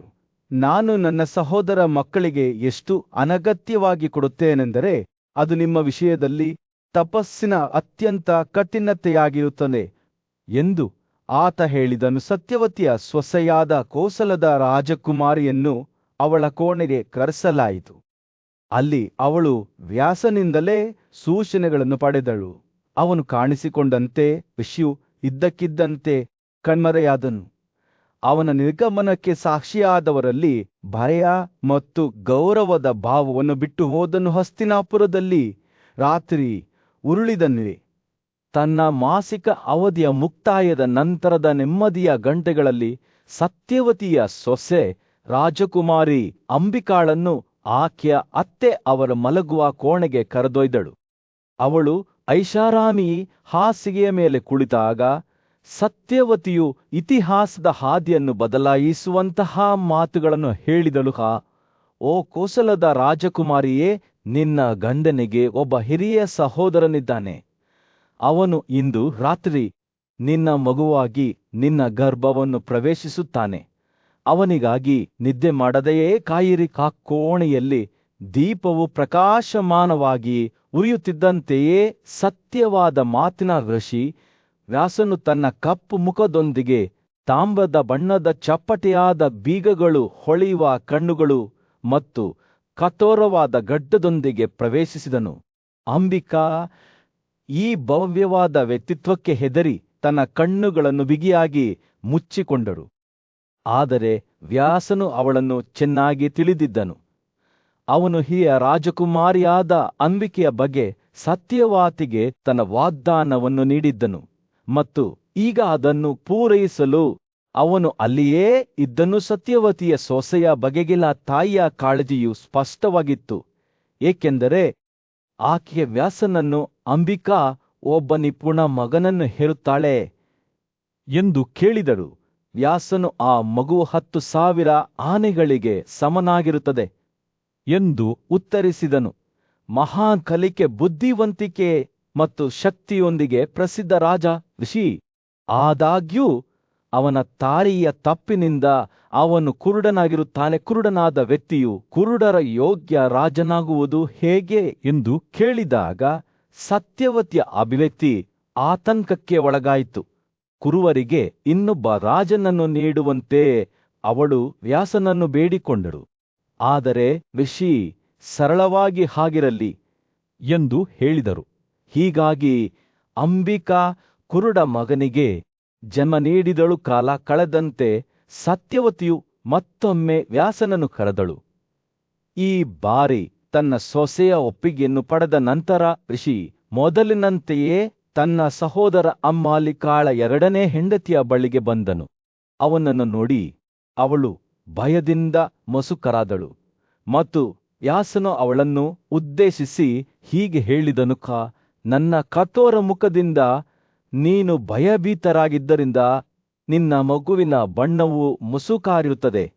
ಓ ಸುಂದರವಾದ ಮುಖ, ನಿನ್ನ ಮಗುವಿನ ಹೆಸರು ಕೂಡ ಪಾಂಡು, ಮಸುಕಾದ ಆಗಿರುತ್ತದೆ. ವ್ಯಾಸನು ಅಂಬಾಲಿಕಾರ ಕೊಠಡಿಯಿಂದ ಹೊರಟು ಹೋದಾಗ ಅವನು ತನ್ನ ತಾಯಿಯನ್ನು ಭೇಟಿಯಾದನು. ಅವರು ಮಗುವಿನ ಬಗ್ಗೆ ಕೇಳಿದರು. ಆ ಮಗು ಮಸುಕಾದ ಬಣ್ಣದ್ದಾಗಿರುತ್ತದೆ ಮತ್ತು ಪಾಂಡು ಎಂಬ ಹೆಸರಿನಿಂದ ಕರೆಯಲ್ಪಡುತ್ತದೆ ಎಂದು ಋಷಿ ಉತ್ತರಿಸಿದರು. ಸತ್ಯವತಿ ಮತ್ತೆ ಋಷಿಯ ಬಳಿ ಮತ್ತೊಂದು ಮಗುವನ್ನು ಬೇಡಿಕೊಂಡಳು ಮತ್ತು ಅವನು ಅವಳಿಗೆ ಹಾಗಿರಲಿ ಎಂದು ಹೇಳಿದನು. ಹೀಗಾಗಿ ಅಂಬಾಲಿಕಾ ಮಸುಕಾದ ಮೈಬಣ್ಣದ ಮಗನಿಗೆ ಜನ್ಮ ನೀಡಿದಳು. ಸ್ವಲ್ಪ ಸಮಯದ ನಂತರ ಹಿರಿಯ ರಾಜಕುಮಾರಿ ಅಂಬಿಕಾ ಮತ್ತೊಮ್ಮೆ ತನ್ನ ಮಾಸಿಕ ಋತುವನ್ನು ಹೊಂದಿದ್ದಾಗ ಮತ್ತೆ ವ್ಯಾಸನನ್ನು ಸಂಪರ್ಕಿಸಲು ಸತ್ಯವತಿಯು ಅವಳನ್ನು ವಿನಂತಿಸಿದಳು. ಆದಾಗ್ಯೂ ಅವನ ಕಠೋರವಾದ ಮುಖ ಮತ್ತು ಬಲವಾದ ವಾಸನೆಯನ್ನು ನೆನಪಿಸಿಕೊಂಡ ಆಕೆ ಸ್ವತಃ ಹಾಗೆ ಮಾಡಲು ನಿರಾಕರಿಸಿದಳು. ಬದಲಿಗೆ ಅವಳು ತನ್ನ ಸ್ವಂತ ಆಭರಣಗಳಿಂದ ಅಲಂಕರಿಸಲ್ಪಟ್ಟ ತನ್ನ ದಾಸಿಯನ್ನು ಋಷಿಯನ್ನು ನೋಡಿಕೊಳ್ಳಲು ಕಳುಹಿಸಿದಳು. ಕೆಲಸಗಾರ್ತಿ ಎದ್ದು ವ್ಯಾಸನಿಗೆ ಗೌರವಯುತವಾಗಿ ವಂದಿಸುತ್ತಾಳೆ. ಕೇಳಿದಾಗ ತನ್ನ ಆಸನವನ್ನು ಅವನ ಹತ್ತಿರಕ್ಕೆ ತೆಗೆದುಕೊಂಡಳು. ಜನಜಂಬುಳಿಯಿಂದ ಕೂಡಿದ ರಾಜ್ಯದ ಮಧ್ಯದಲ್ಲಿ ರಾಜ ಜನಮೇಜಯನ ಕಣ್ಣುಗಳು ತನ್ನ ಮುಂದೆ ನಿಂತುಕೊಂಡಿದ್ದ ವೈಶಂಪಾಯನನ ಮೇಲೆ ಕೇಂದ್ರೀಕೃತವಾಗಿ ಆಳವಾದ ಚಿಂತನೆಯಲ್ಲಿ ಕುಳಿತಿತ್ತು. ತಲೆಮಾರುಗಳಿಂದ ಸಾಗುತ್ತಿದ್ದ ಒಂದು ಕಥೆಯಿಂದ ರಾಜನ ಕುತೂಹಲವು ಕೆರಳಿತು ಮತ್ತು ನ್ಯಾಯದ ದೇವರಾದ ಧರ್ಮದ ಕಥೆಯನ್ನು ವಿವರಿಸಲು ಅವನು ವೈಶಂಪಾಯನನನ್ನು ಕೇಳಿಕೊಂಡನು. ಅವರು ಮಾತನಾಡಲು ಪ್ರಾರಂಭಿಸಿದಾಗ ಅವರ ಕಣ್ಣುಗಳು ದೂರದ ಕಡೆಗೆ ನೋಡುತ್ತಾ ಒಂದು ಆಳವಾದ ಉಸಿರನ್ನು ತೆಗೆದುಕೊಂಡಿತು. ತಮ್ಮ ಕರ್ತವ್ಯಗಳಿಗೆ ಅಚಲವಾದ ಸಮರ್ಪಣೆ ಮತ್ತು ಸತ್ಯ ಮತ್ತು ತಪಸ್ಸಿಗೆ ಅಚಲವಾದ ಬದ್ಧತೆಗೆ ಹೆಸರುವಾಸಿಯಾದ ಮಾಂಡಲ್ಯ ಎಂಬ ಬ್ರಾಹ್ಮಣ ತಪಸ್ವಿ ಅಲ್ಲಿ ವಾಸಿಸುತ್ತಿದ್ದರು. ವರ್ಷಗಳ ಕಾಲ ಮಾಂಡಲ್ಯನು ತನ್ನ ಆಶ್ರಮದ ಪ್ರವೇಶದ್ವಾರದಲ್ಲಿ ಕುಳಿತನು. ಮೌನದ ಪ್ರತಿಜ್ಞೆಯನ್ನು ಆಚರಿಸಲು ತನ್ನ ಕೈಗಳನ್ನು ಎತ್ತಿದನು. ಬ್ರಹ್ಮಾಂಡದೊಂದಿಗೆ ಆಳವಾದ ಧ್ಯಾನದಲ್ಲಿದ್ದಂತೆ ವೈಶಂಪಾಯನನ ಮಾತುಗಳು ಒಂದು ಎದ್ದು ಕಾಣುವ ಚಿತ್ರಣವನ್ನು ಚಿತ್ರಿಸುತ್ತಿದ್ದಂತೆ ಆ ದೃಶ್ಯವು ರಾಜ ಜನಮೇಜಯನ ಮನಸ್ಸಿನ ಕಣ್ಣಿನ ಮುಂದೆ ತೆರೆದುಕೊಂಡಿತು. ಪ್ರಶಾಂತ ಮತ್ತು ಪ್ರಶಾಂತವಾದ ಮಾಂಡಲ್ಯನ ಚಿತ್ರಣವು ಮರದ ನೆರಳಿನಲ್ಲಿ ಕುಳಿತಿತ್ತು. ಅವನ ಕಣ್ಣುಗಳು ಚಿಂತನೆಯಲ್ಲಿ ಮುಚ್ಚಿದ್ದವು. ಆದರೆ ಇದ್ದಕ್ಕಿದ್ದಂತೆ ದರೋಡೆಕೋರರ ಗುಂಪಿನ ಆಗಮನದಿಂದ ಶಾಂತಿ ಛಿದ್ರವಾಯಿತು. ಅವರ ಹೆಜ್ಜೆ ಗುರುತುಗಳು ಲೂಟಿಗಳ ಭಾರದಿಂದ ಭಾರವಾಗಿದ್ದವು. ಅವರು ಪವಿತ್ರ ಸ್ಥಳದ ನಡುವೆ ತಮ್ಮ ಲೂಟಿಗಳನ್ನು ಅಡಗಿಸಿಕೊಂಡು ಆಶ್ರಮದಲ್ಲಿ ಆಶ್ರಯ ಪಡೆದರು. ಕಳ್ಳರ ನೆರಳಿನಲ್ಲೇ ಕುಳಿತಿದ್ದ ರಾಜನ ಅಧಿಕಾರಿಗಳು ಶೀಘ್ರದಲ್ಲೇ ಅವರನ್ನು ಮತ್ತು ಅವರ ಲೂಟಿಗಳನ್ನು ಆಶ್ರಯದಲ್ಲಿ ಅಡಗಿಸಿಟ್ಟಿದ್ದನ್ನು ಕಂಡುಕೊಂಡರು. ಅವರ ಸಂಶಯವು ಮಾಂಡವ್ಯನ ಮೇಲೆ ಬಿದ್ದಿತ್ತು. ಆತ ಮರಗಳ ಕೆಳಗೆ ಮೌನವಾಗಿ ಕುಳಿತಿದ್ದನು. ತನ್ನ ಸುತ್ತಲಿನ ಗದ್ದಲದಿಂದ ವಿಚಲಿತನಾಗಲಿಲ್ಲ. ಅಧಿಕಾರಿಗಳು ಕಳ್ಳರೊಂದಿಗೆ ತಪಸ್ವಿಯನ್ನು ಹಿಡಿದು ರಾಜನ ಮುಂದೆ ಕರೆತಂದರೂ ಸತ್ಯದ ಅರಿವಿಲ್ಲದ ರಾಜನು ಮಾಂಡವ್ಯನಿಗೆ ತನ್ನ ಸಹಚರರೆಂದು ಭಾವಿಸಲಾದವರೊಂದಿಗೆ ಮರಣದಂಡನೆ ವಿಧಿಸಿದನು. ಅಧಿಕಾರಿಗಳು